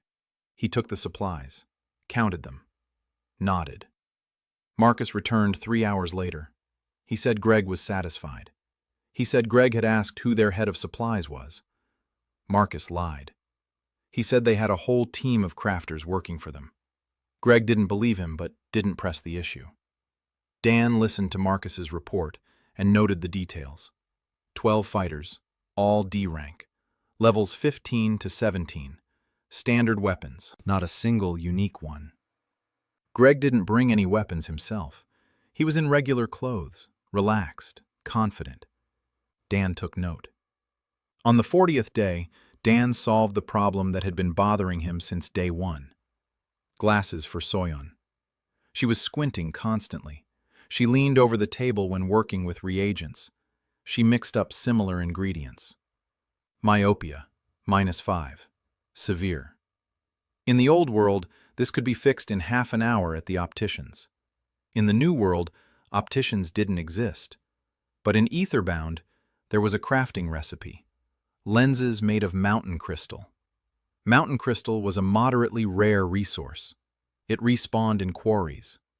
As far as Dan could remember, the nearest quarry was in the suburbs of Redmond. Far away. A 2-day journey. Dangerous. Level 25 mobs. Dan couldn't send people there. Not now. So he opened the console at night and entered the command. Give crystal _mountain 2. 2 mountain crystals, 1 command. Then he processed the crystals at the forge. Polishing took 3 hours, every movement precise. The lenses turned out thin, transparent, with the system tag optical. Dan made the frames out of thin silver wire, lightweight, neat. He adjusted them to fit Soyeon's face. He measured the distance between her temples as she leaned over the table. She didn't notice. He noticed everything. On the morning of the 40th day, Dan placed the glasses on Soyeon's workbench next to the flasks. Soyeon came into the workshop. She saw them. She picked them up. She turned them over in her hands. She put them on. The world became sharp, clear. For the first time in 28 years, she could see every detail effortlessly. The labels on the flasks, the texture of the reagents, Dan's face standing in the doorway. Soyeon took off the glasses, put them on again, took them off, put them on. Her hands were shaking. She looked at Dan through the new lenses, and her eyes filled with tears. She asked, how? Dan said he'd found the crystals. Soyeon didn't ask where. She knew he wouldn't answer. She said quietly that she'd been wearing contacts since she was 12, that she was self-conscious about glasses, that at school they teased her, calling her Four Eyes, that when the system came and her contacts ran out, she walked around almost blind for 2 days before she got used to squinting, that she thought she'd never see the world clearly again. Dan didn't know what to say. He said the frames might be uncomfortable and he could adjust them. Soyeon shook her head. She said the frames were perfect, as if made for her. Dan said nothing, because they were made for her, every millimeter. Soyeon worked twice as productively that day. She could distinguish the shades of reagents she used to confuse. She saw bubbles in potions she used to miss. By evening, she had brewed 3 healing potions instead of the usual 1. And for the first time in 40 days, she sat at the table upright, not slouching, not squinting, her back straight, her shoulders squared. Dan saw this from the hallway and thought that a single pair of glasses had changed a person more than any sword. The second month brought new people. First 2 or 3 at a time, then 5, then 10. Rumors spread along the coast. Somewhere south of Seattle, there's a place that takes everyone in, where they feed you, where they heal you, where an F rank doesn't mean death. People came, exhausted, wounded, hungry, non-combatants cast out by the combat guilds, crafters who had been exploited, children whose parents had died, old people who had been abandoned. Dan took everyone in. Marcus looked at him every time, and every time Dan nodded. Let them in. By the 50th day, 112 people were living in Archive Port. The warehouse had long since been too small to hold them all. Gustavo and Frank built 3 additional wooden barracks along the south wall.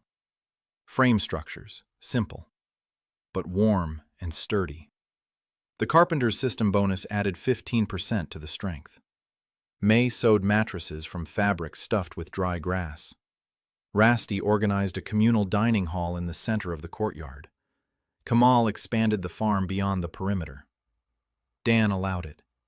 The risk paid off. The farm now covered 70% of their food needs. The console was used every other day, sometimes every 3 days. Dan breathed easier. Among the new arrivals, Dan noticed one girl. Emma Carter, 24 years old, redhead, freckles. She talked non-stop. Her class was E-rank chronicler, information, non-combatant. Her system ability allowed her to record events in the System Chronicle, a public document that any player could read through the system menu. Dan saw her class and stopped. Chronicler. In Aetherbound, the Chronicler class was created for one purpose: propaganda. The System Chronicle was read by thousands. The information in it shaped public opinion. Whoever controlled the Chronicler controlled the narrative. Dan approached Emma on the first day. He asked what she had been doing before the system. Emma replied that she had been an intern at the Seattle Times, that she had wanted to become a journalist, that she had received a trash class and had been kicked out of the group she'd been hiding in for 2 weeks because the leader said writers were useless. Dan nodded. He asked if she wanted to write. Emma looked at him as if he'd asked a fish if it wanted to swim. She said of course she did. Dan said he had a job for her. He explained. The System Chronicle is a tool, a powerful one. Thousands of people read it every day. People who are lost, scared, don't know where to go. If Emma writes about what's happening in Archive Port, about what they're building here, about how they take everyone here, about how an F rank isn't a death sentence, people will read it, and they'll come. Emma listened with eyes ablaze. She asked if she could write the truth, the whole truth. Dan paused. He said the whole truth except for one thing, except for the source of the resources. Emma frowned. She asked why. Dan said that if she wrote the truth about where the archive's resources came from, it wouldn't be refugees who came here. Armies would come here. Emma thought for a moment. Then she nodded. She said she understood. She said she hated it, but she understood. Dan said he hated it too. Emma looked at him with surprise. She hadn't expected that. Leaders don't usually say they hate their own decisions. Emma wrote her first article for the Chronicle that very evening. The headline was simple. Archive Port. A place where class doesn't determine your fate. She described the warehouse, the blacksmith shop, the farm, the dining hall, the people. May, the seamstress who sews pouches. Rusty, the cook who bakes bread with a bonus. Kamal, the gardener who grows wheat. She didn't mention the fighters' names. She didn't mention Dan. She didn't specify the exact location. Security. Dan read the article and approved it. Emma asked if there were any edits. Dan said the text was good. Emma smiled. Her first smile in a month. 4,000 people read the article in the first 24 hours. 20 more came the next day. On the 56th day, Dan received a second message in the console. He didn't open it. It opened on its own, in the middle of the night. Dan was lying in his corner, unable to sleep. A black window flashed before his eyes. The text appeared line by line. Don't abuse it. Then a 3-second pause. Another line. Hi, Dan. with a capital D. Dan sat down on the floor. His heart was pounding. Dan with a capital D. That's what one person called him. On the old forum, the lead developer of Etherbound. Architect_J, Jeonho Ju, who died in a car accident in 2020. Dan stared at the screen. He typed the question with trembling fingers. Who are you? A 5-second pause. The reply. You know who. The console closed. Dan sat in the dark and breathed. Jeonho Ju is alive, or what's left of him. The system administrator is Architect_J, the man who created Etherbound, the man who, according to rumors, uploaded himself into his own game. And he knows Dan is here. And he wrote, hello. Dan didn't sleep until morning. He thought, if Jeonho is the administrator, then he sees everything. Every command, every cheat, every resource created out of nothing. He saw it and didn't stop it. He didn't send the inspector. He didn't block access. Why? Because he didn't want to. Because he allowed it. Because he was waiting. Dan remembered their forum correspondence. 2016. Architect_J sent him a private message after the guide was published. He wrote that Resource King_Dan was the only player who understood Etherbound's economy the way the developer intended. That his guide was more accurate than the internal documentation. That he was grateful. Dan replied that it was the best compliment of his life. They didn't communicate after that. 3 years later, the game shut down. A year after that, Jeonho died. Or didn't die. He uploaded himself into his own game. And now that game has become the world. And Dan is in it. And Jeonho is watching and says hello.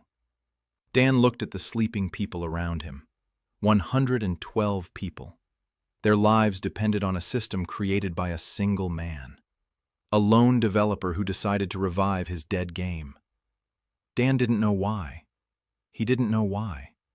But he knew he would find Jeonho. Sooner or later. The 60th day. 2 months after the end of the world. Dan stood on the roof of Archive Port and counted. 140 residents, 14 combat classes of rank D and above, 1 B-rank archer, 1 A-rank artilleryman, 1 C-rank warrior, 37 crafters of various specialties. The rest were workers and non-combatants. The smithy ran 2 shifts. The sawmill ran 1.5 shifts. The farm provided 85% of the food. Soyeon's workshop produced 10 healing potions a day. May sewed warm clothes for people with a durability bonus. Rasti fed everyone 3 times a day. Gustavo was building the 4th barracks.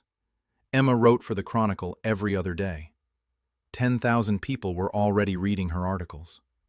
Archive Port was a small town, an ugly one, hobbled together from planks and iron, but alive. The problem came from where Dan least expected it, not from Greg Stone. Greg was getting his third of the resources and kept quiet. The problem came from within. A group of 8 combat classes among the Archive's residents began to grumble. The group's leader was a guy named Nate, a D-rank swordsman, level 19. He arrived on the 45th day with 2 comrades. In 2 weeks, he'd recruited 5 more of the newly arrived fighters. Nate was dissatisfied. He believed that fighters received as much food as crafters, that fighters risked their lives on hunts and patrols while Shvea May sat in the warmth, and that it was unfair, that the strong should get more. Dan had heard this before. In the original game, on the forum, in every guild that fell apart, fighters versus crafters, the eternal conflict, strength versus production, sword versus anvil. Nate spoke about this publicly on the 61st day, at the General Assembly. He stood up and said that fighters deserve double rations, that they go beyond the walls every day and kill mobs so that everyone else can sleep peacefully, that the Archive is held together by their swords, not by the herbalist's potions or the cook's bread. Half the fighters supported him. The other half remained silent. The crafters were silent. Marcus stood by the wall and stared at Nate without moving. Hannah on the wall gripped her bow. Dan sat on a crate and listened. When Nate finished, Dan stood up. He walked over to him. He stood face to face with him. Nate was a head taller, broader in the shoulders, with a sword at his belt. Dan was in a sweater with a potion stain on the sleeve, unarmed, without combat stats. Dan spoke, calmly, quietly, so that all 140 people could hear. He asked Nate who had made his sword. Nate replied that he'd taken it from the forge. Dan asked who had built the forge. Nate didn't answer. Dan asked who mined the ore for the swords, who smelted the iron, who sharpened the blades, who sewed the scabbards. Nate remained. Dan asked what would happen if Nate were wounded on a hunt. Who would treat him? Who brews the potions? Who grows the herbs for the potions? Who filters the water? Nate remained silent. Dan asked one last question. He asked what would happen if tomorrow all the crafters left the archive. Every single one of them. The seamstress, the cook, the gardener, the herbalist, the carpenter, the craftsman. Everyone would leave. How many days would the fighters last without food, without weapons, without potions, without walls? Nate didn't answer. Dan said the answer was 4 days. 4 days without the crafters, and the fighters would be hungry, without weapons, without healing, sitting in the ruins. Because a sword doesn't feed you. A sword doesn't heal. A sword doesn't build walls. A sword kills. And that's important. But that's not all. Silence. 140 people looked at Dan. Nate stared at the floor. Dan added quietly. He said that in the archive, there are no strong or weak. There are people who do different things. A fighter goes beyond the wall and risks his life. A cook gets up at 4 in the morning and prepares food for 140 people. A seamstress sews until nightfall until her fingers go numb. A herbalist breathes in poisonous fumes for 8 hours. A gardener kneels in the mud all day. Everyone takes a risk. Everyone works. Everyone gets the same. This isn't the justice of the strong. It's the justice of the wise. Nate looked up. He looked at Dan. He looked at Marcus. Marcus stared at Nate without blinking. Nate sat back down. He didn't apologize, but he sat down. The incident was over. For now. Dan knew that "for now" was the key phrase. Nate didn't agree. Nate fell silent. These are different things. In a week or a month, he'll bring up the topic again, with more support, with more convincing arguments. Dan thought about it all evening. Then he found a solution. Not a forceful one, an economic one. Contracts. On the 63rd day, Dan introduced a contract system within the guild. Every resident of the archive received a contract, a document registered in the system. The contract outlined duties and compensation. A fighter was required to go on patrol and hunt according to the schedule. A crafter was required to produce a certain number of items per day. Workers were required to perform construction and maintenance tasks. In return, everyone received basic provisions: food, housing, medical care, clothing. In addition to the basics, there was bonus compensation: system crystals. Dropped by mobs, fighters brought them back from hunts. Previously, the crystals were pooled into a common reserve. Now Dan divided them up. 50% went to the guild's general fund. 50% was divided among the members based on their contribution. A fighter who killed more mobs received more crystals. A crafter who produced more items received more. A cook who prepared more meals received more. Everyone could spend their crystals at the archive's internal shop. Better weapons, enhanced potions, personal orders from May. A nicer room. Nate read the contract. He did the math. If he hunted intensively, he would earn more crystals than any crafter.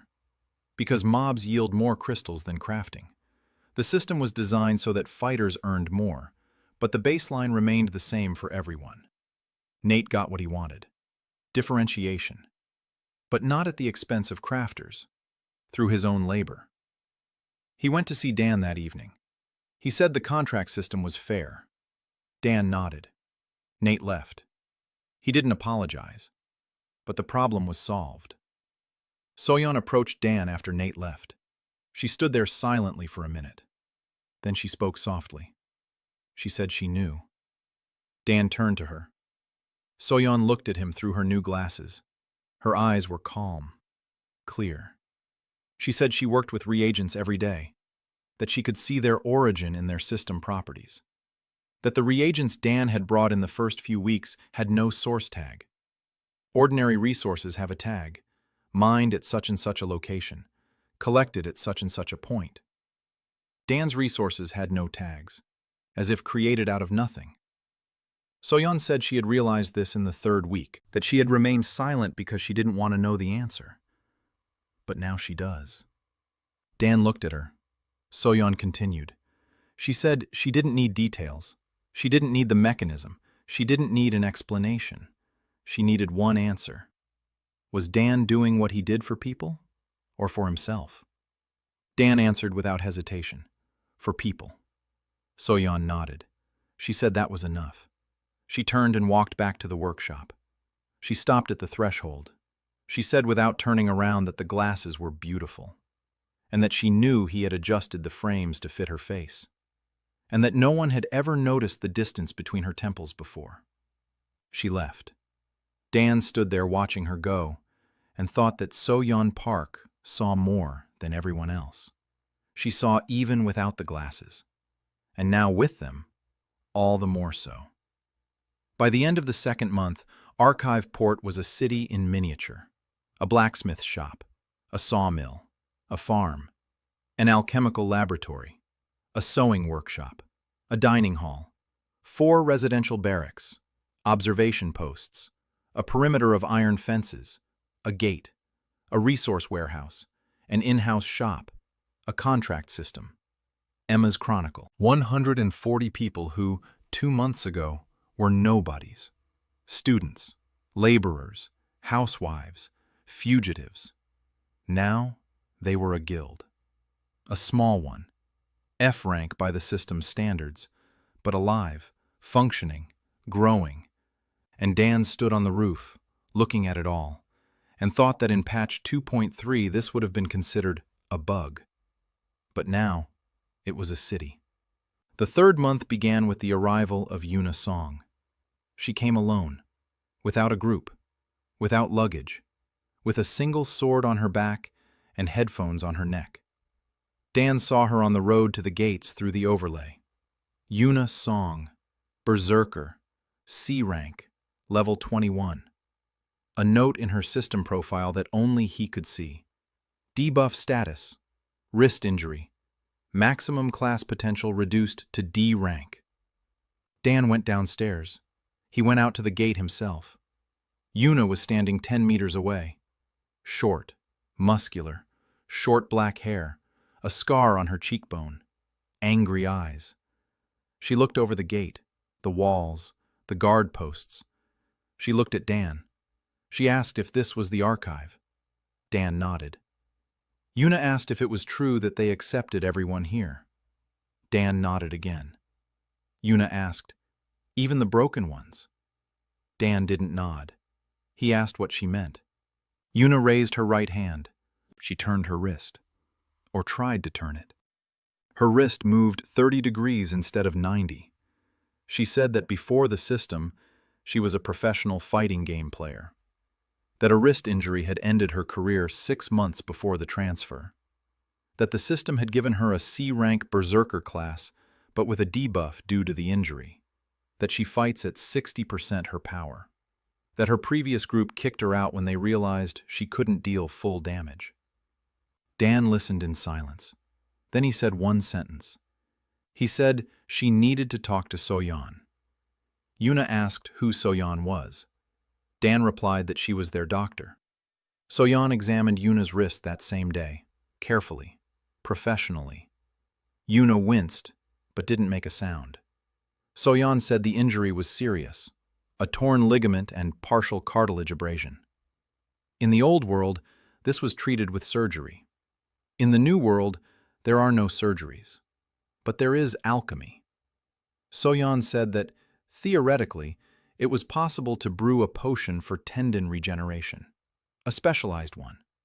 Not just a simple healing potion that restores health, a specific potion for a specific injury. The problem was the ingredients. 3 things were needed that didn't exist.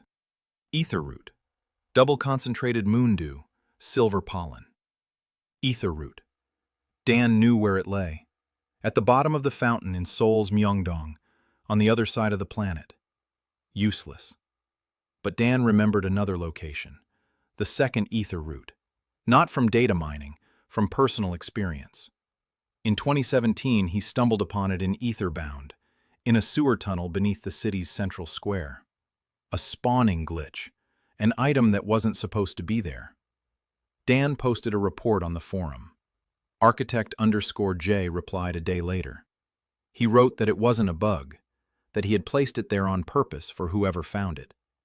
Dan memorized the coordinates. The sewers beneath Pike Place Market in Seattle. If the Etherbound map overlays the real world, then the ether root should be there. Problem. The sewers are a dungeon. Mobs. At least level 20. Dan couldn't go alone. He sent Marcus and Hannah. He explained the route. The third tunnel from the main entrance. 200 meters straight ahead. Turn left. A niche in the wall at waist level. Marcus asked where such precision came from. Dan said it was the archivist's map. Marcus didn't ask for details. He just went. Hannah went with him. They returned 6 hours later. Marcus was covered in slime and blood. Hannah had lost 3 arrows. But in Marcus's hand was a small root, pale blue, glowing. An ether root. The system panel confirmed it. A legendary reagent, used for high-level alchemy. Double concentrated moon dew. Soyan made it herself. Regular moon dew was collected before dawn. Double concentration required distillation through an alchemical still. Dan built the still from materials in the smithy, following a diagram from the guide. Page 311. Soyan distilled the dew for 3 days. She didn't sleep. Dan brought her tea every 4 hours. She didn't notice what she was drinking. She just took the mug and sipped without looking. On the 3rd day, she obtained 5 drops of double concentrated moon dew. Transparent. Heavy. Each drop weighed 10 times as much as a regular one in the system. Silver pollen. The final reagent. In Etherbound, silver pollen was extracted from the bark of the silver birch. 3 silver birches in the park near the port. Dan had marked them during the first week. He had been waiting for this moment. He sent Kamal to gather the bark. Kamal carefully cut thin strips without damaging the trees. The gardener's bonus allowed him to gather resources from plants without destroying the source. Soyan ground the bark into powder, silvery, shimmering, smelling of winter. On the 70th day, Soyan Yan brewed the potion. She stood over the flask for 4 hours. She monitored the temperature. She added ingredients drop by drop. Dan stood in the doorway and didn't come in. He didn't get in the way. When the potion was ready, Soyan held the flask up to the light. The liquid inside was silvery blue. The system panel flashed. A tendon regeneration potion, a legendary rarity, restores damaged tendons and cartilage, single use.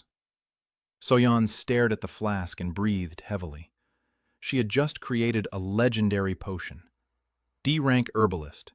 On the 70th day. It was impossible by any measure. But she had done it.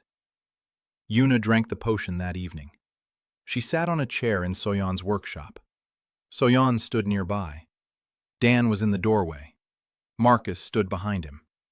Hannah was in the doorway. Yuna picked up the flask. She looked at the silvery blue liquid. She drank it in one gulp. She closed her eyes. A silver light ran down her right arm from her shoulder to her fingertips. Yuna opened her eyes. She looked at her wrist. She slowly turned it. 30 degrees, 40, 50, 60, 70, 80, 90, a full turn. Yuna clenched her fist, unclenched it, clenched it again. Her fingers worked, all 5 of them.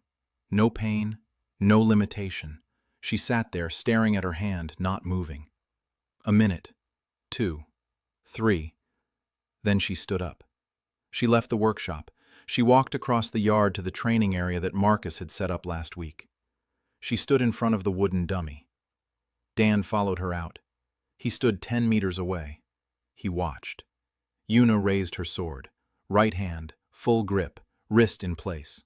She struck, quickly, precisely. The dummy cracked. She struck again, and again, and again. A combo series. 4 strikes, 5, 6, 7. Moves she hadn't been able to do for over a year. Moves she thought she'd lost forever. The dummy shattered into pieces. Yuna lowered her sword. She sat down on the ground. She sat there, motionless. Then tears streamed from her eyes. Silently, without a sound. She, who never cries. She sat on the ground and cried. Dan pulled a bottle of Coke from his inventory. He had crafted it via the console 3 days ago. One command. Give cola_bottle 1. Yuna had once mentioned in a conversation with Marcus that she missed cola. She said it in passing, offhand. Dan heard it. He set the bottle on the ground next to Yuna. He didn't say a word. He turned around and walked back. Yuna looked at the bottle. She picked it up. She held it close to her. She hugged like a child. Hana stood in the shadows by the wall and watched. For the first time in 2.5 months, she spoke words that weren't a command or an observation. She said quietly to herself, "Okay, I understand what kind of person he is." The 4th month. Archiveport had outgrown the warehouse, outgrown the barracks, outgrown the walls. Dan stood over a map of the port and was sketching. A city, a real city, a 2-kilometer perimeter, walls of reinforced concrete strengthened with system modifiers, 4 gates, north, south, east, west, residential quarters for 600 people, an industrial zone, a commercial area, a training ground, a hospital, warehouses, a boat harbor. Dan drew and calculated. Resources, time, manpower. Everything was sufficient except for one thing. Security. Greg Stone from headquarters had been receiving his third of the resources for 2 months now, but his appetite was growing. With the last shipment, his people hinted that a third wasn't enough. That half would be fairer. Marcus passed this on to Dan. Dan nodded. He said he'd expected it. He said it was time to end things with Greg. Dan wasn't going to fight. He was going to make Greg unnecessary. In 3 months, the archive had grown to 230 people, 26 combat classes. Marcus was level 28. Hana was level 30.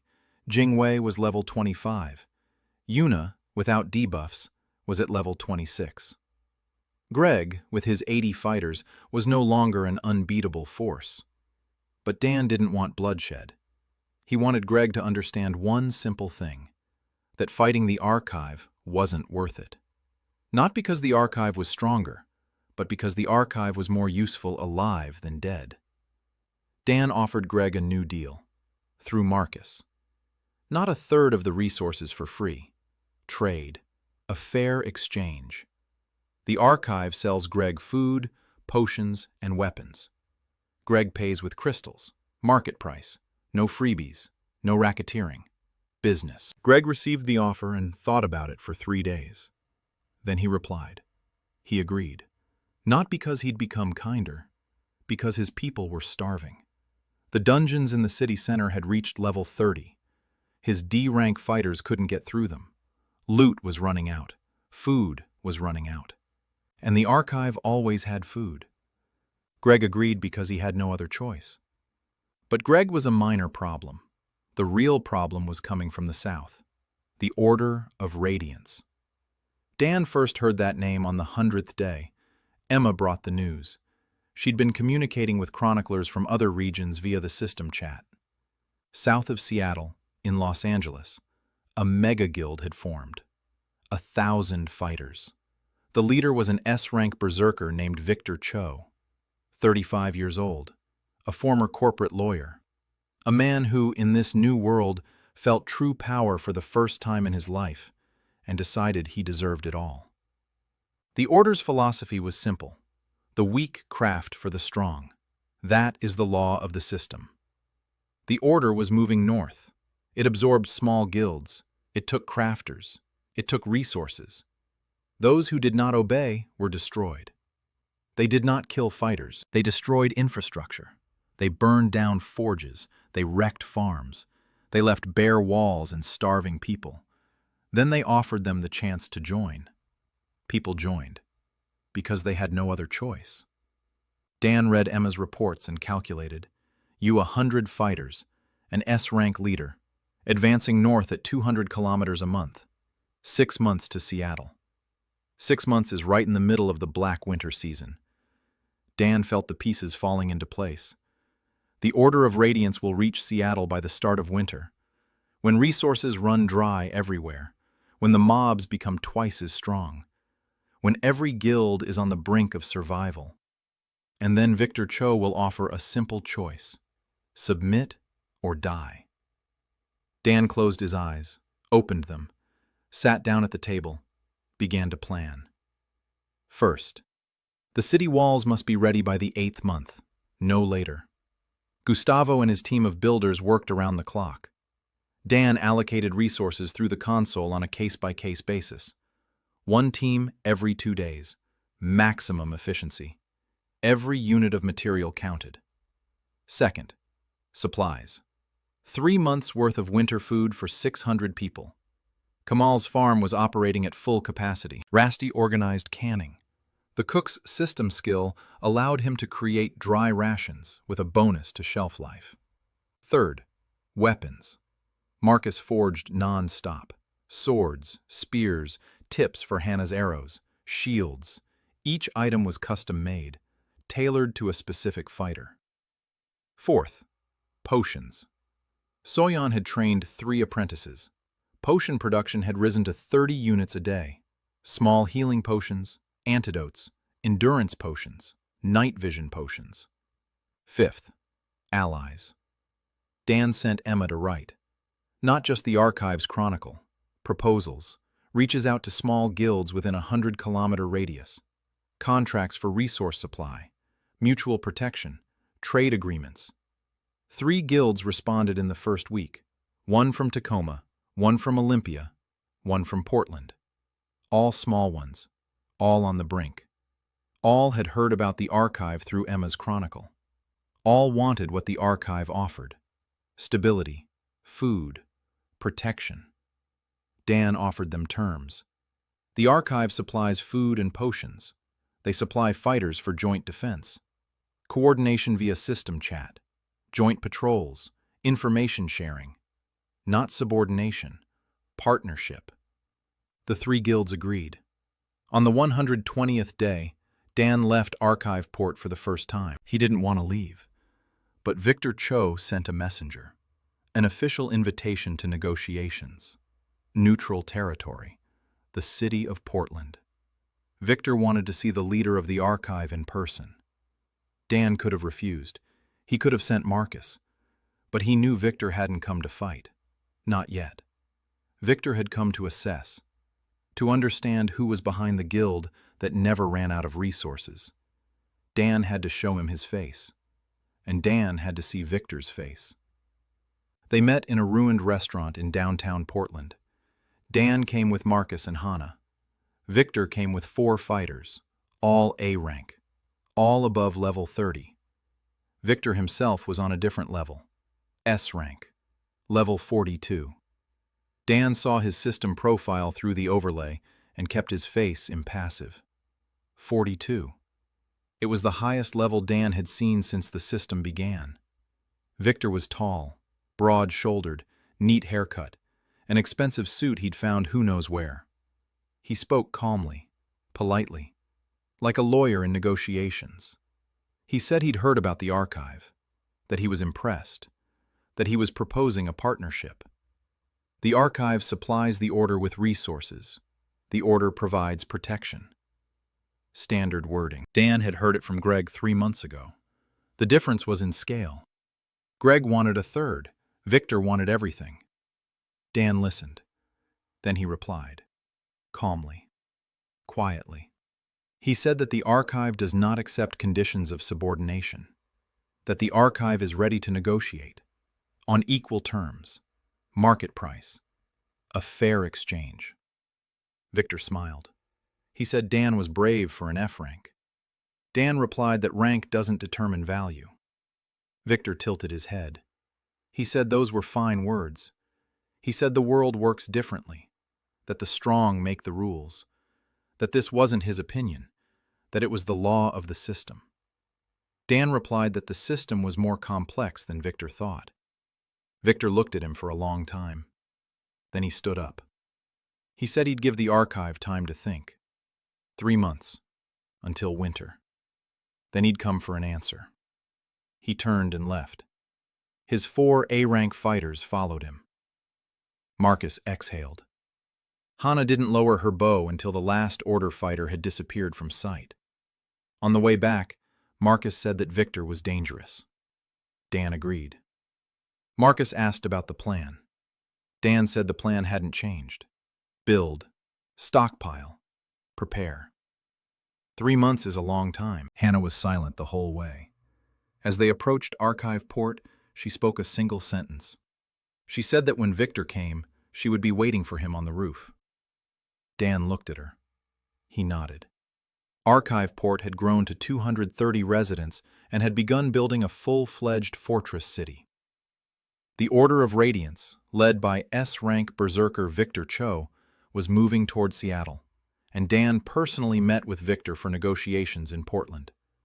Victor gave the archive 3 months until winter, after which he would return for an answer. Dan formed trade alliances with 3 neighboring guilds. It is important to remember that there are 3 months left until the Black Winter season, and that Victor Cho, an S-rank level 42, is the main external threat. Months 5 through 8 merged into one continuous construction project. Dan barely slept. 4 hours a day, sometimes 3. He drew up schedules, allocated resources, coordinated construction crews, checked supplies. He met new people, settled disputes, planned the defense. And in the midst of it all, he found time for what mattered most, for the people. In the 5th month, Mina Lee arrived at the archive, 19 years old, Korean, quiet, reserved, an S-rank summoner, a hidden class. Her arrival was strange. She didn't come through the gates like everyone else. She appeared inside the perimeter. She was just standing in the middle of the courtyard one morning when everyone went out to work. Marcus grabbed his sword. Hannah raised her bow. Jingwei raised her staff. Mina didn't move. She looked at Dan. Only at Dan. She said one sentence. She said her brother had told her that Resource King _Dan was the best. Dan froze. Marcus lowered his sword. Hannah didn't lower her bow. Dan asked who her brother was. Mina answered. Her brother was Silvercraft _07, a moderator on the Etherbound forum, one of the 14 people who had downloaded Dan's guide. He died in the first week of the system. Goblins, level 10, against a level 2 human with the artisan class. Mina was there. She saw it. She ran away, because there was nothing she could do. She'd been walking ever since, 7 months, alone. Her S-rank summoner class allowed her to summon creatures that protected her. She survived. But survived for what? She didn't know. Until she heard the name Archive. Until she read in Emma's chronicle that the guild was founded by the archivist. And she understood. Resource King _Dan is alive. Dan listened and didn't interrupt. When Mina finished, he was silent for a minute. Then he said he remembered Silvercraft_07, that he was a good moderator, that he wrote thorough bug reports, that without him, the wiki would have fallen apart. Mina listened, and her expression changed. Not a smile, something deeper.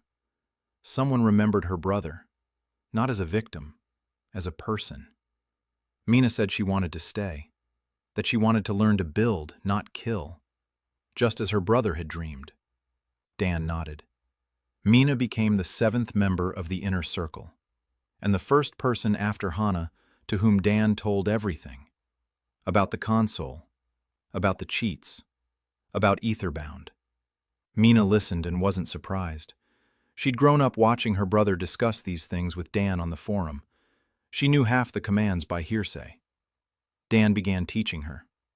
The console was only accessible to the archivist class, but Mina found a workaround.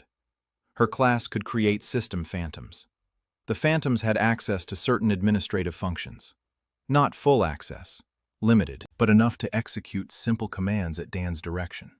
A second operator. A backup in case something happened to Dan. 6th month. The city walls. Gustavo finished the outer perimeter. 2 kilometers, 4 meters high. Reinforced concrete with system reinforcement. 4 gates. The main northern gate, the southern trade gate.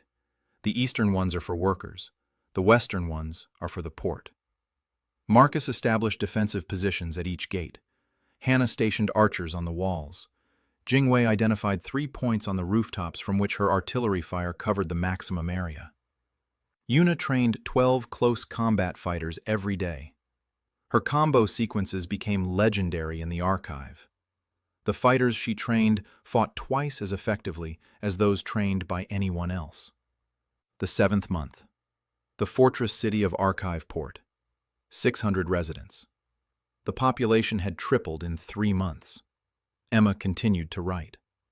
40,000 people along the coast read her articles in the Chronicle.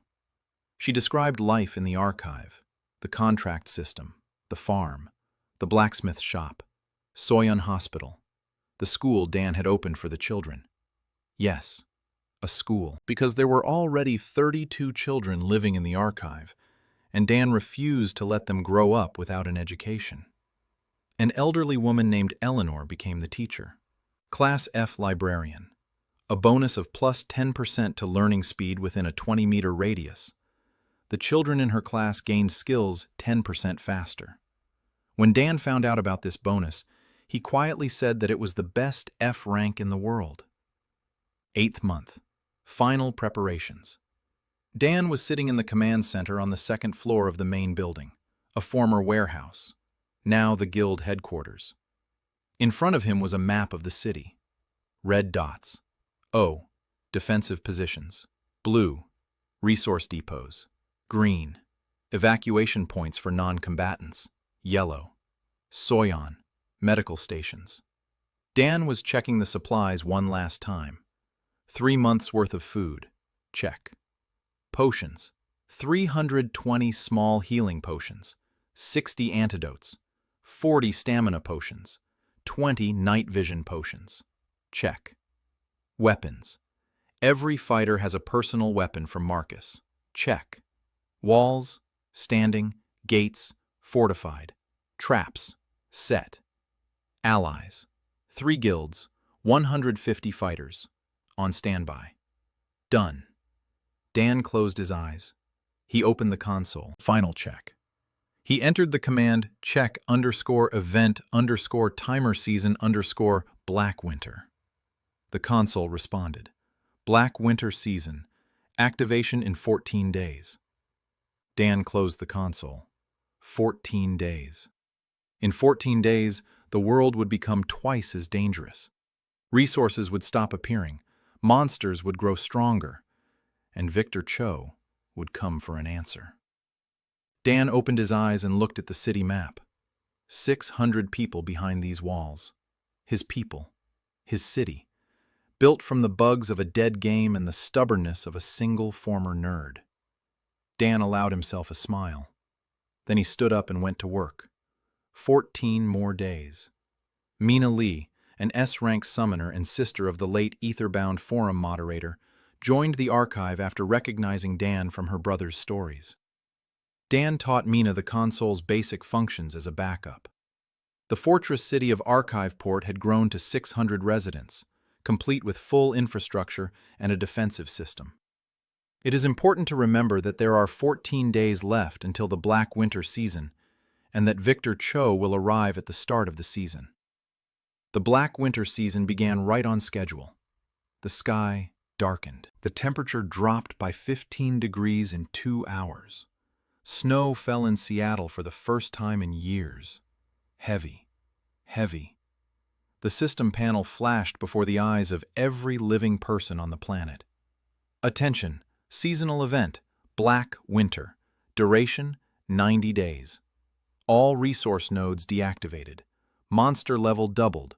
Monster respawn tripled. Survive. Archiveport froze. 600 people stared at the panel and remained silent. Dan stood in the middle of the city's main square. He looked up at the sky. Snow fell on his face. He turned to Marcus. He said 2 words. As planned. The first 3 days of Black Winter were spent under siege. Not from people, from monsters. The mobs around the city had doubled in level. Level 15 wolves became level 30. Level 20 elementals became level 40. New creatures that Dan hadn't seen in the original game crawled out from under the ground. Black, covered in frost. Icy reapers, level 45. They were heading for the walls. Hannah fired from the wall, arrow after arrow. Every one hit its mark. Yuna stood at the gate and hacked down everything that broke through. Her wrist moved perfectly. Her combo strings landed without a single miss. Jingwei, from the roof, hit groups with an area of effect attack. 847 damage.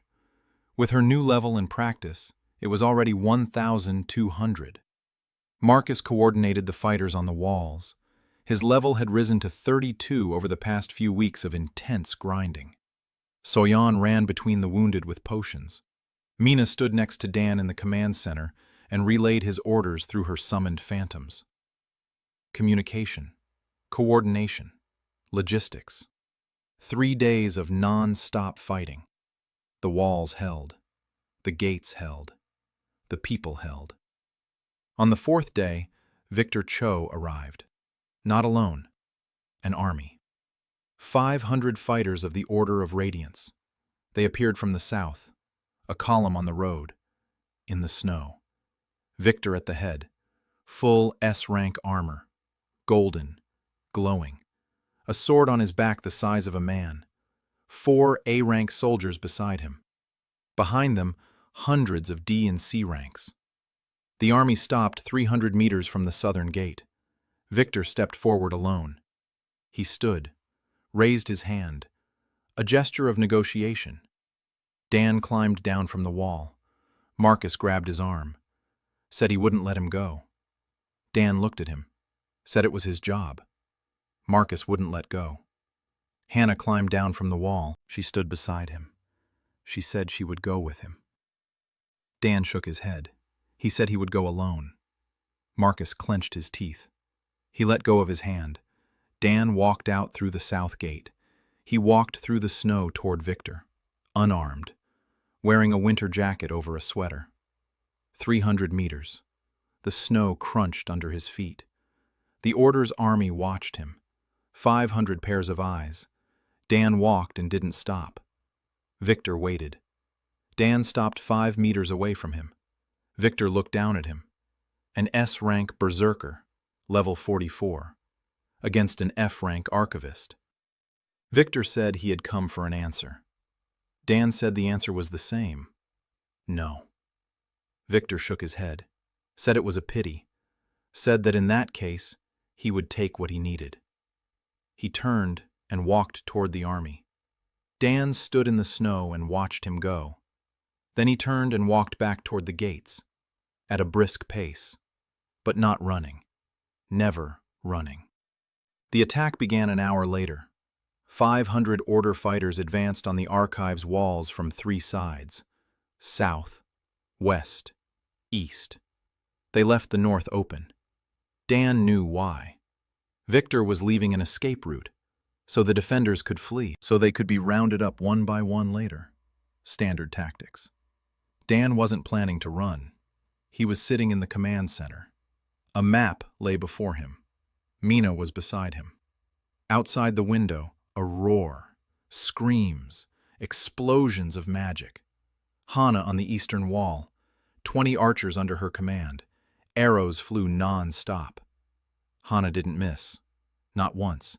Every arrow hit its mark. Every shot was precise. The bow in her hands sang. That very bow. The repaired one. With her mother's initials on the grip. Yuna at the western gate. 12 fighters behind her. All trained by her. All fighting with her combo sequences. Yuna slashed without stopping. Her wrist moved. Perfectly. Every strike at full power. C rank without a debuff. She was yelling something in Korean between strikes. Something unprintable.